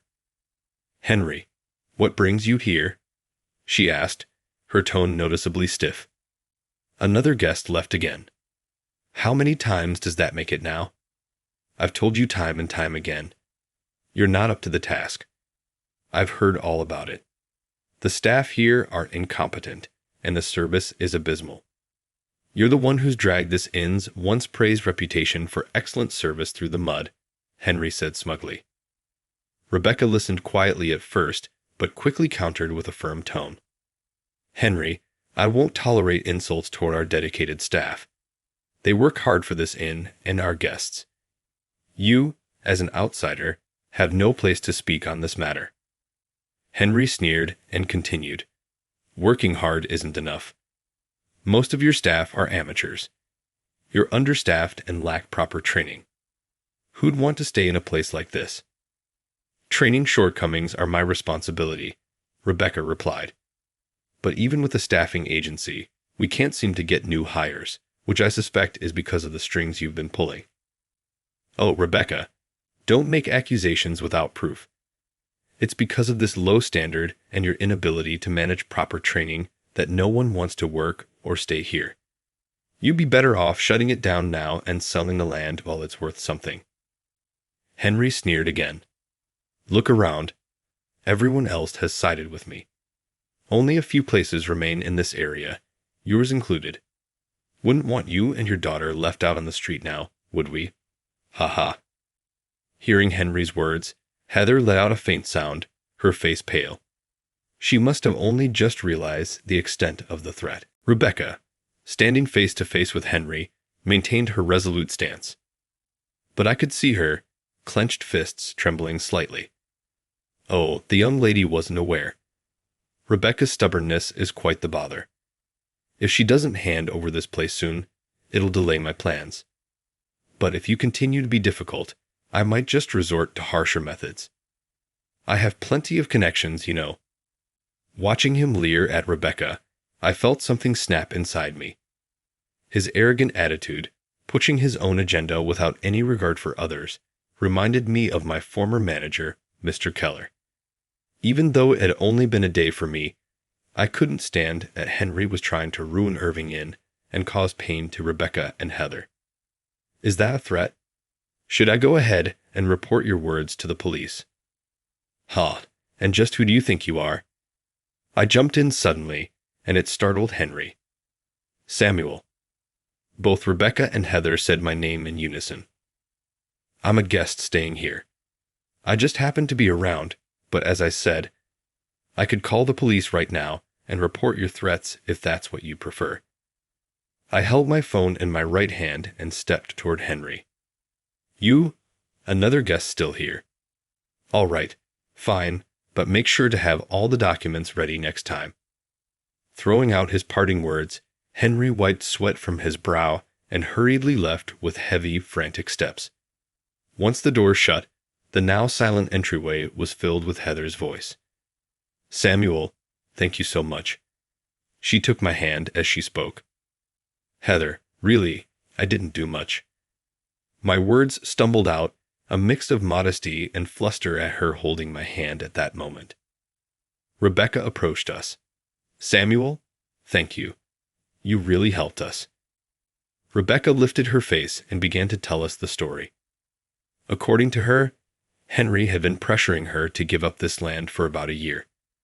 It seemed that as various business proposals aimed to boost tourism around the area, Henry's company joined in pushing for a large-scale plan to turn this whole area into a resort. With support from some influential backers, Henry grew bolder, targeting nearby inns and shops, including the Irving Inn, with relentless buyouts, using strong-armed tactics whenever necessary to acquire land. Unable to resist Henry's power, most nearby businesses had either closed or relocated, leaving only a handful, including the Irving Inn, still standing. Over the past 6 months, Henry's threats had become more intense. He seemed to have hired people to file fake complaints and orchestrate cancellations, shaking the inn's reputation in an attempt to force them out. Mom, why didn't you tell us about this? Did you think we weren't dependable enough? Hearing the truth from Rebecca, Heather's eyes welled up with tears. Rebecca, too, looked pained as she held Heather's hand tightly. Everyone, I'm so sorry. I just didn't want you to worry. I thought if I handled Henry myself, you could focus on taking care of our guests. But in the end, I only made you worry more. I'm sorry. I'm such an unworthy innkeeper. I'm so sorry. Her face was lowered, but the last words were spoken in a trembling voice. Heather and the other employees in the room were all disheartened, some softly crying. Maybe it's time to let go. At this rate, I'm just going to keep dragging everyone down. Rebecca whispered these words quietly. If this goes on, the Irving Inn will disappear. The inn Heather had hoped to carry on her dream would be lost. Hold on, please. Before I knew it, I had raised my voice. Everyone turned to look at me. It's a situation where the place they work might disappear in the near future.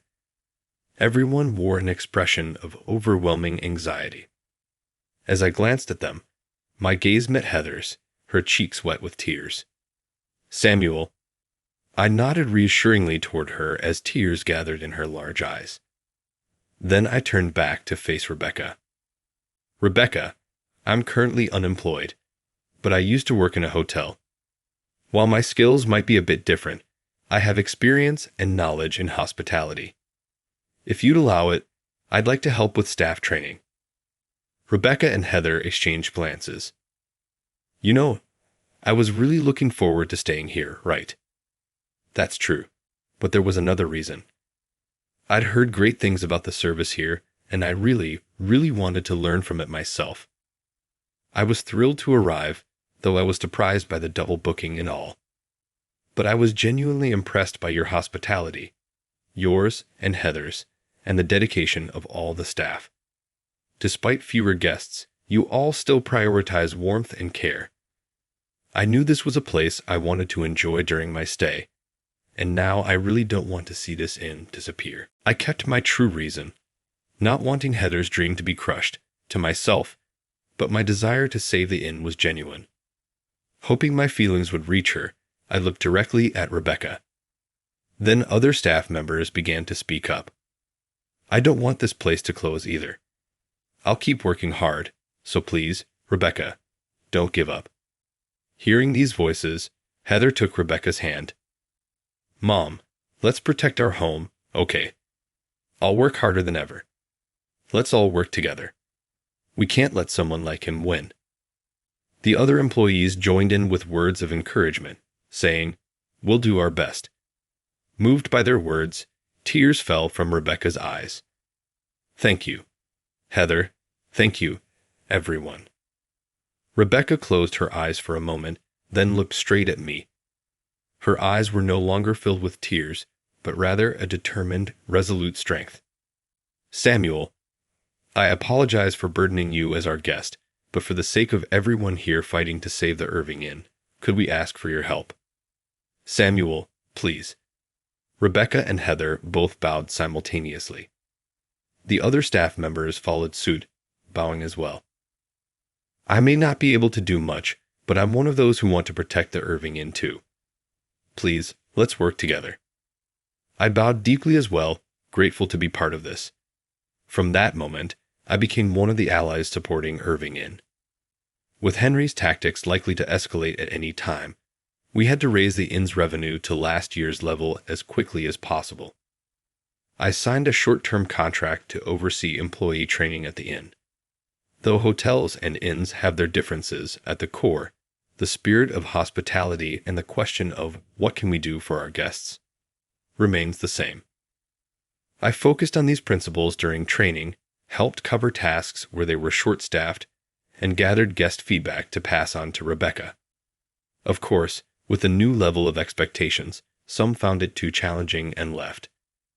Among those who left, some engaged in suspicious behavior, like deliberately being rude to customers or attempting to enter restricted areas. It makes me wonder if Henry had somehow been involved. This also suggests that the false complaints, reputation-damaging reviews, and sudden cancellations we've experienced might be part of Henry's influence as well. When I mentioned this to Rebecca, she replied, "It wouldn't surprise me. The dirty tactics he'd been using. There's no way we could lose to someone like him." For Rebecca, Heather, the staff, and everyone who loved this inn as much as I did, we had to reclaim its true reputation. We worked tirelessly together. Aside from training, I reached out to contacts from my previous job, gathering support and promoting the inn through travel bloggers and magazine writers. I knew the dedication to genuine, heartfelt service that I'd once been discouraged from practicing was now finally allowed to shine at Irving Inn. Seeing the guests' smiles and the joyful faces of the trained staff filled my heart like nothing else had before. It was no exaggeration to say that these days were some of the most fulfilling I'd ever experienced. As 1 month, then 2 months passed, and as the tourist season approached, the reputation of Irving Inn not only returned but soared even higher. Guest feedback poured in saying, "We were so comforted by your hospitality, and it was the best experience. We'll be back." The stellar reputation from before was quick to rebound, faster than anticipated. Once we improved staff training and filled our ranks, sales also steadily recovered. Within just a few months, we achieved the same revenue as last year. On that landmark day, even the usually composed Rebecca was celebrating, embracing Heather and the team in joy. "It's all thanks to you, Samuel. You gave us the strength to keep going. Thank you so much." Heather's tearful gratitude warmed my heart. I was truly glad to have been able to help her. "Being able to work here with all of you has made me so happy." "Thank you," she said, struggling to hold back tears. I expressed my gratitude as well. Being able to pursue my ideal of heartfelt service here had truly become an irreplaceable experience in my life. I was endlessly grateful to everyone at Irving Inn for giving me this opportunity. But this wasn't the end. The harassment hadn't stopped entirely yet. Henry was likely still plotting to take over Irving Inn. We couldn't let our guard down. With guests pouring back in, the inn was lively and bustling once again. That afternoon, the gathering that had reserved the banquet hall came to an end. I needed to confirm something with Rebecca, so I headed over to the banquet hall where she was attending to guests. Then it happened. "Hey, where's Rebecca?" A man, accompanied by a group of large men in black suits, shouted loudly at the front desk staff. Thinking it might be trouble, I quickly rushed to the front desk. "Oh, Samuel." The staff at the front desk noticed me approaching and gave me a troubled look, silently pleading for my help. "Is there something I can help you with, sir?" I spoke up, but the man turned to face me. I recognized that face. Henry. "Pa, who the hell are you?" It seemed he didn't recognize me. There he stood, Henry, with his greasy, smug face. "Well, never mind. Hey, you, go fetch Rebecca. If you tell her I'm here, she'll come running," he said, giving orders with a condescendingly polite attitude. That demeanor remained as thoroughly unpleasant as ever. "Rebecca is currently attending to guests and cannot step away. If you have any business, I'd be happy to hear it instead," I replied. There were other guests present in the lobby. No matter how unpleasant this got, I maintained a polite demeanor. "What did you say?" Henry sneered. "There's no guest here more important than me. Get her here right now." Henry, clearly displeased with my response, began shouting angrily. Other guests nearby started to stir, wondering what was going on. "Sir, please keep your voice down. It's disturbing the other guests." "Shut up. Are you trying to give me orders? Just because a few more customers came back, you think you're something special. If I really wanted to, I could crush this in no time. Henry laughed as he said this, and the men behind him stepped forward toward me. Like Henry, they wore smirks on their faces, cracking their knuckles as they approached. Were they really planning on causing a scene here in public? This seemed foolish beyond belief. I couldn't help but sigh. Just as Henry's anger peaked, a firm voice called out, "What's going on here?" Rebecca approached us. Seeing her, Henry's face twisted into a sly grin as he turned to confront her. "So, you finally showed up. Ignoring all my calls lately, huh? I had to come down here myself now. Hand over those property deeds," he demanded. Since his last visit, Rebecca had ignored Henry's calls and managed to thwart his harassment attempts. It seemed his patience had finally run out. To show up on this day of all days, perhaps Henry's luck had run out. Rebecca responded unfazed with a resolute tone. "Henry, as I've told you many times before, we have no intention of giving this land, which our family has protected for generations, to someone like you. And as my employee already mentioned, creating a scene here disturbs our guests. Kindly leave and do not come back. You acting all high and mighty just because I've been playing nice," Rebecca continued. "Consider yourself warned. I'll use force if I have to." With that, Henry's men stepped forward. Despite being faced with men far larger than herself, Rebecca held her ground, her gaze steady and unflinching. In that tense atmosphere, a calm, almost gentle voice suddenly broke through. "Well, well, what a ruckus this is." All eyes turned toward the voice. Henry was the first to react. Mr. Sanders, an elderly man with a distinguished face and a well-kept beard, stood beside Rebecca. Though his tone was mild, his presence was commanding. Mr. Sanders was a powerful figure in the community, the chairman of a major construction firm responsible for most of the area's infrastructure projects. Even Henry, with his position in resort development, clearly knew who he was. "Ah, Henry, was it? I hear you're looking to enter the local tourism business. My associates have mentioned as much." Taking this as encouragement, Henry launched into a lengthy self-praising explanation of his development plans. Once he finished, Mr. Sanders stroked his beard thoughtfully before responding. "But you see, I've been a fan of the Irving Inn for many years, since the days of Rebecca's grandfather. I can't support a plan that would destroy such a fine establishment. Isn't that right, gentlemen?" At his words, several others stepped forward.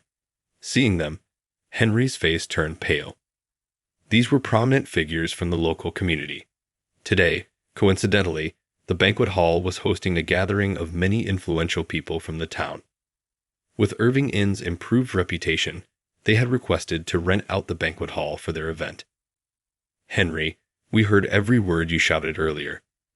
Rumors have reached us, but it's something else to witness such underhanded tactics firsthand, don't you think?" Though Mr. Sanders had retired from active work over a decade ago, his former strength as a leader who commanded a group of resilient men could still be felt in his every word and presence. Caught by Mr. Sanders' piercing gaze, Henry began to tremble uncontrollably.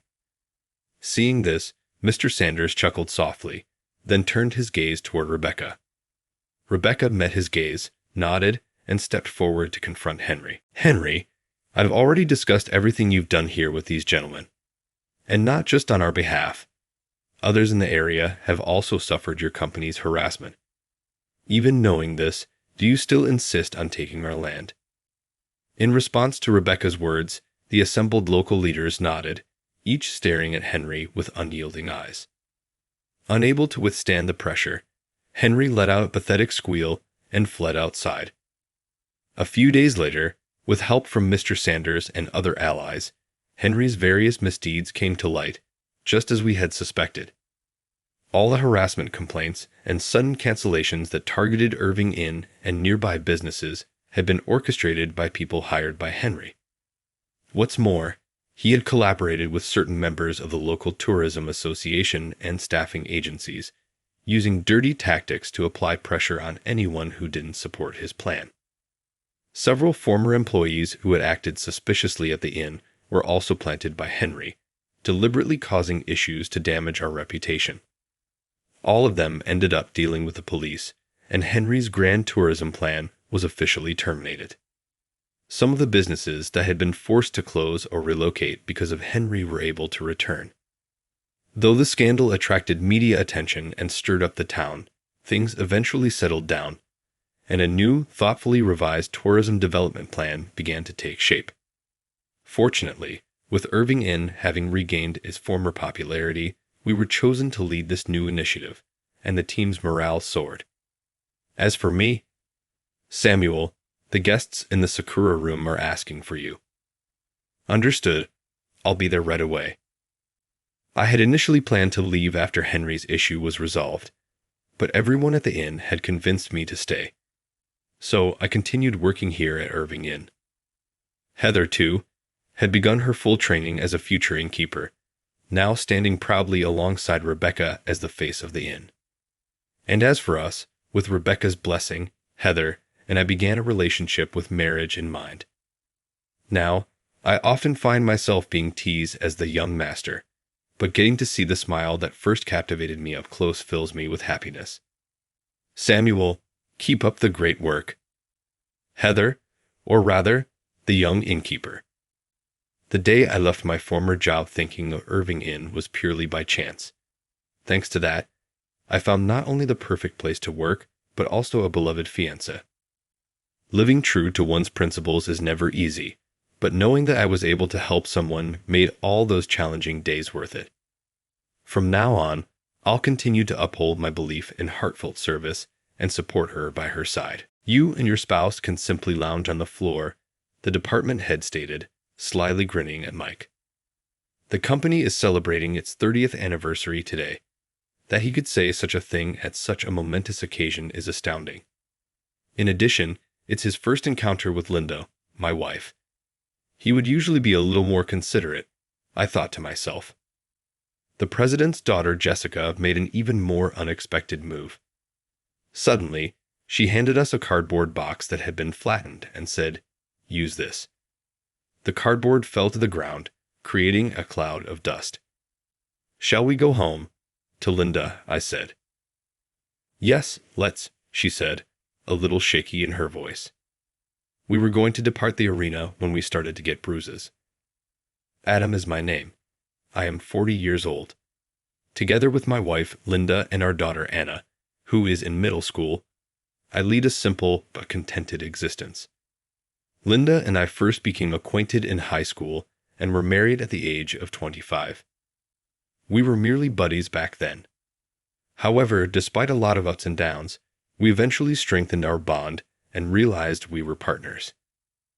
We've been together for a very long time and are not just married, but also the best of friends. We can talk about anything. Because of this, when we were younger, we frequently got into arguments about things we wanted to communicate to one another. However, our arguments were only short showers. The phrase "the ground hardens after the rain" is true. After a while, our wrath would naturally subside and disappear, leaving only our love for one another. Every time there was a fight, I thought we understood each other better. Our disputes have substantially diminished since Anna moved in. The words "children around" truly resonates with me. Not that we made the conscious decision to stop fighting for Anna's sake, but we did naturally begin to get along better. We wish to carry on having a happy family of 3. I travel every day from work to home with this hope in my heart. On my way to work today, as every other day, I was bumped around in a packed train. Although I have to endure the morning rush every day, it doesn't seem so horrible when I consider that I work for my family. Everyone on this train is undoubtedly working hard toward a goal. When you think like this, even the uncomfortable circumstances of a packed train have purpose. A mountain of mundane work waited for me at the office. Despite having a wonderful family, I'm having some problems at work. With 2,000 employees, this business has been a profitable endeavor for the past 30 years since its founding. This company is where I started around a year ago. I had been employed by a tiny family-run company up until that point, but financial troubles caused it to fail. These days, with small firms collapsing one after another as a result of the dire economy, losing your job abruptly is a prayer answered. However, I never imagined that would occur to me. My initial thoughts were of my family when everything happened. Linda took on multiple part-time jobs after I lost my work to help support us until I was able to secure a new job. Although I appreciated her help, it was difficult for a person in their late 30s who had only previously worked for small businesses to obtain a new position. I even thought about asking Linda to take Anna and return to her parents' home at one point.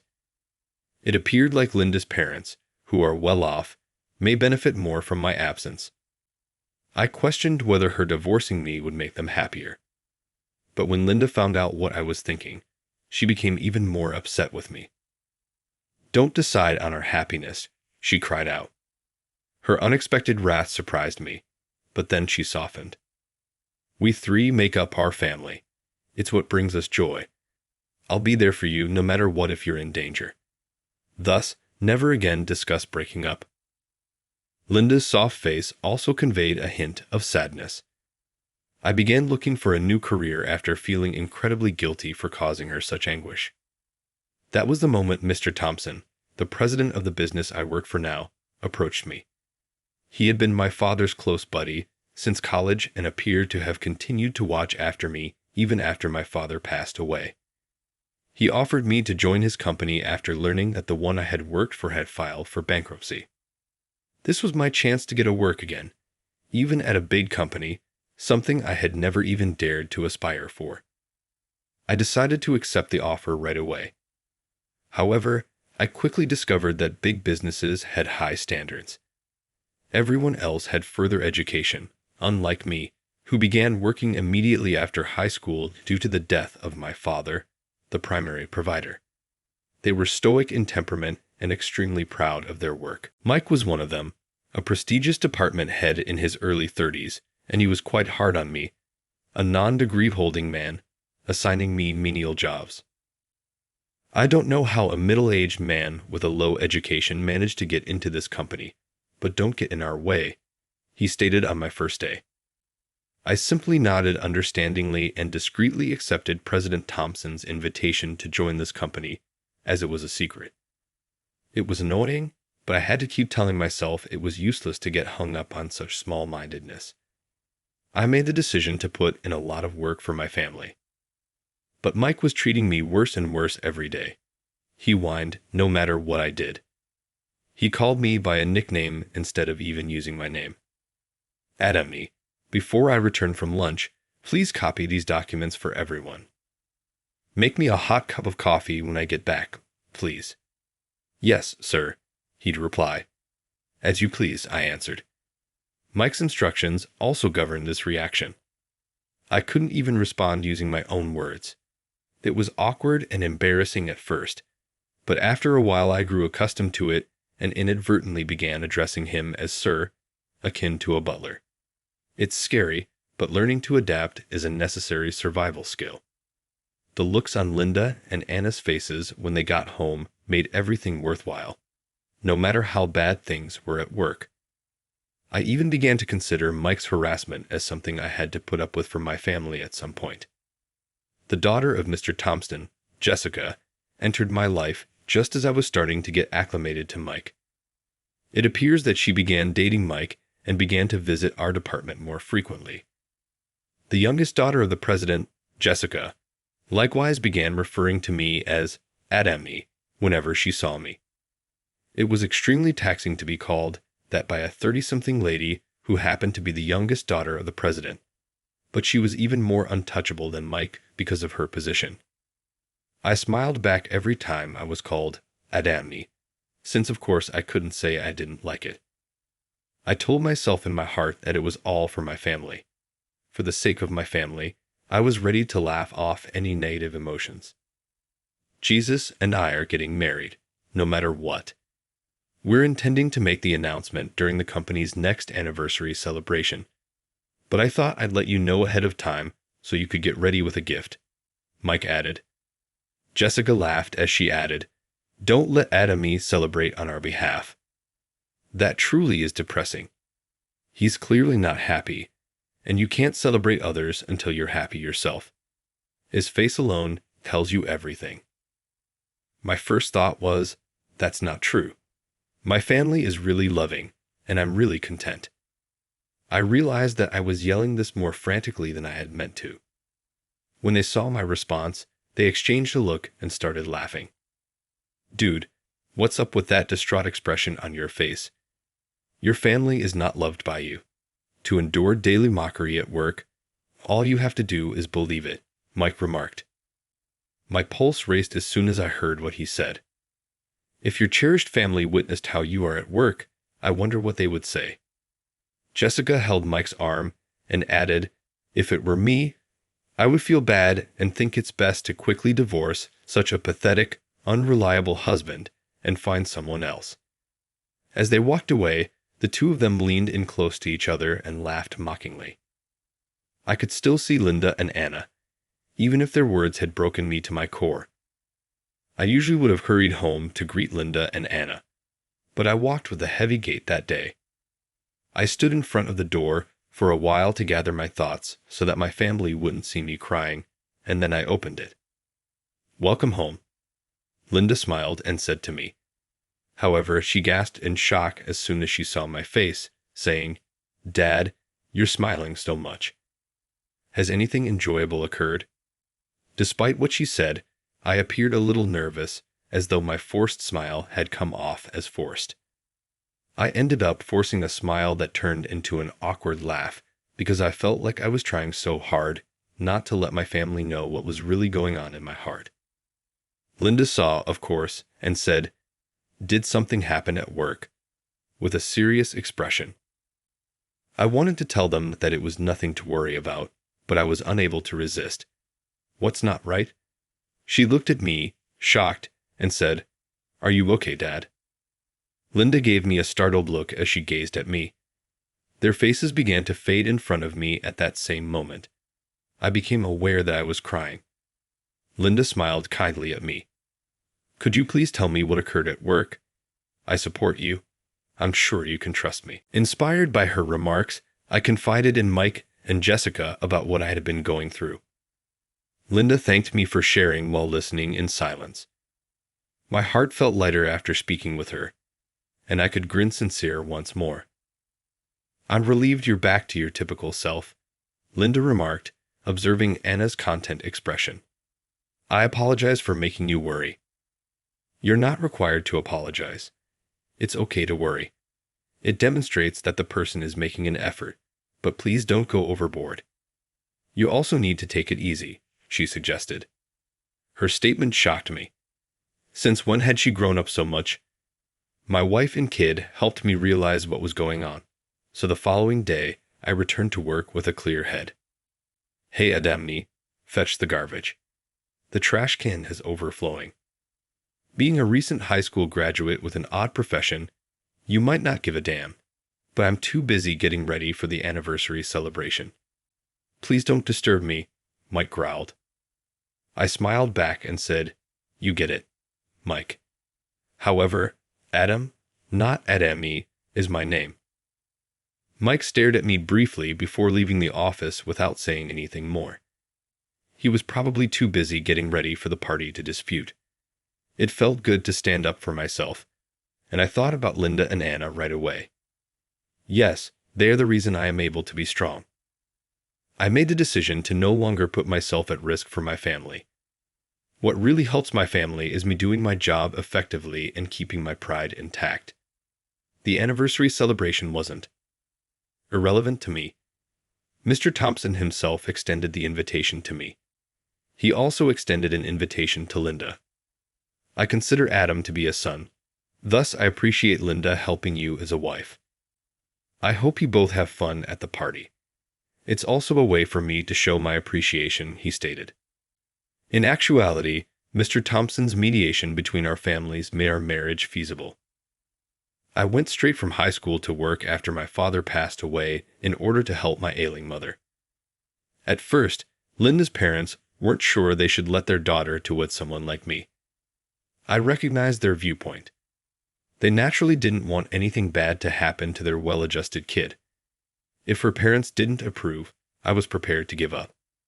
But Linda refused to leave me, and our discussions about marriage caused tension in her relationship with her parents. Mr. Thompson, feeling both guilty and powerless, offered his assistance. I consider Adam to be a son. Let him marry Linda, please. I attest to his moral fiber. He personally visited Linda's parents in an attempt to convince them. His powerful remarks, which came from a reputable person, had a significant impact. In addition to approving our union, Linda's parents promised to cover the cost of the nuptials. Though I was truly delighted to have her parents' approval, Linda wasn't happy with their abrupt shift in perspective. You're the biggest softy in the world. One of your strong points is that, but occasionally you should speak out for yourself, I answered. You ought to show your parents greater appreciation. They are not here to stay. Conflicts should be avoided wherever possible. Mr. Thompson grinned and remarked, You two get along really well, after hearing us. I'm happy I could facilitate your reunion. We exchanged a few awkward glances with one another. I recall that particular instance. We sincerely owe Mr. Thompson a great deal. The company's 30th anniversary party was set for the next day. We left Anna with Linda's parents and made our way to the venue, keeping in mind that she is still a middle school student. It had been a long time since our last solo outing. When Linda first arrived at the party location, she appeared a little uneasy due to the joyous occasion. She does, however, come from a decent family, so this wasn't her first experience in such an environment. I had other thoughts and was more concerned with feeling uncomfortable there myself. As anticipated, Mike and Jessica noticed us at the location and changed their demeanor as they approached us. What is this person doing here? A recent high school graduate hired halfway through his career? Is the HR department at blame for this in any way? There has to be some sort of mistake. It's just not realistic. There might not even be a seat set out for you, Jessica scoffed meanly. Mike regarded me with a sly smile. You and your wife can just sit on the floor, right? Since Linda had never met them before, I found it hard to believe he could say such a thing on such a momentous day. Normally, I would think they would be a little more polite. Jessica did something even more unexpected while I fumed inside. She approached us abruptly with a flattened cardboard box and said, Use this. I started coughing as soon as the cardboard touched the ground and began to kick up dust. Jessica scoffed at me while pointing. Because she is Mr. Thompson's daughter, I was ready to forgive her, but this went too far. This was excessively harsh, even if they were unaware of my relationship with Mr. Thompson. With a smile, Linda observed the entire conversation in silence, but she soon opened her mouth to speak. She was a determined individual, and she was aware of Mike's treatment of her. I was afraid that she might respond. However, Linda received us calmly and with grace. I apologize for the introduction's delay. I've been hearing a lot about Mike's caregiving for my hubby. Mike gave Linda a resentful glare. It isn't comparable to it. I regret to inform you that he has been confined to daily menial work. But don't worry, he makes a respectable salary for a janitor. Jessica chuckled at what Mike had said. Here, Adam cheerfully endures mockery throughout the day in order to protect his cherished family. It's truly heartwarming. However, I'm shocked that you came here. Do you not feel uncomfortable here? I was concerned about Linda's reaction when she gave me a quick glance. Her stately profile revealed her sophisticated background. It appeared that the hurtful remarks had had no effect on her at all at first glance. Still, I saw a faint quiver in her lips. It was the first time I had ever seen Linda act like this, and I wasn't sure if it was out of sadness or rage. Shall we go? I asked, instinctively putting my hand on her back. She turned to face me, her eyes full of tears, as if she was waiting for those words, and said quietly, Yes, let's. She must have been suppressing her emotions, not wanting to make a big deal out of it, certainly not for me. the best thing I could do for her was to leave. We were stopped and called just as we were ready to go away together. It was Mike, the one who had followed us, his once smiling face now pallid. "Hold on, please return. It's Mr. Thompson who needs you.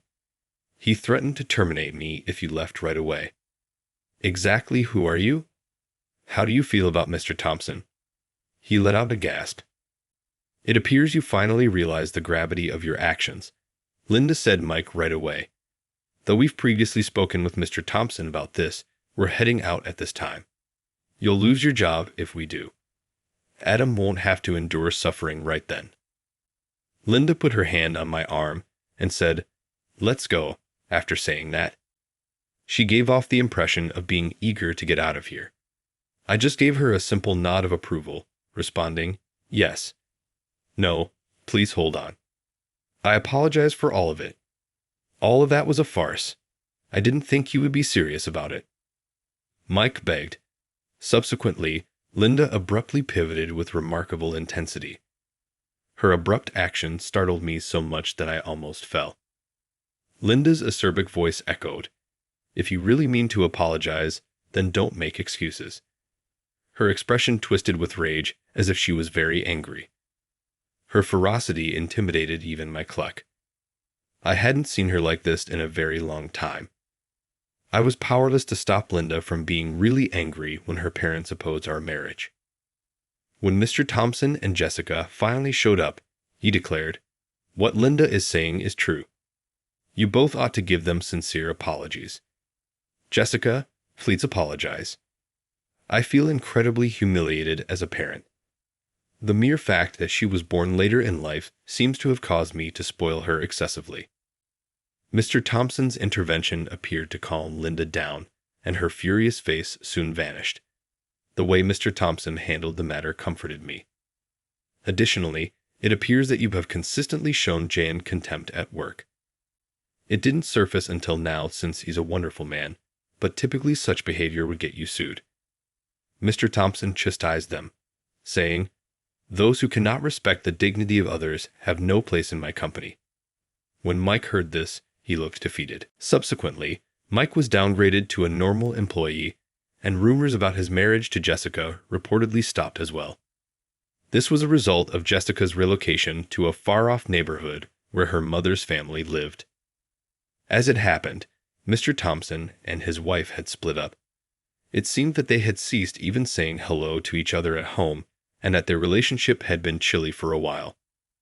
When his wife was discovered embezzling business funds with an accountant she was having an affair with, it was the last straw.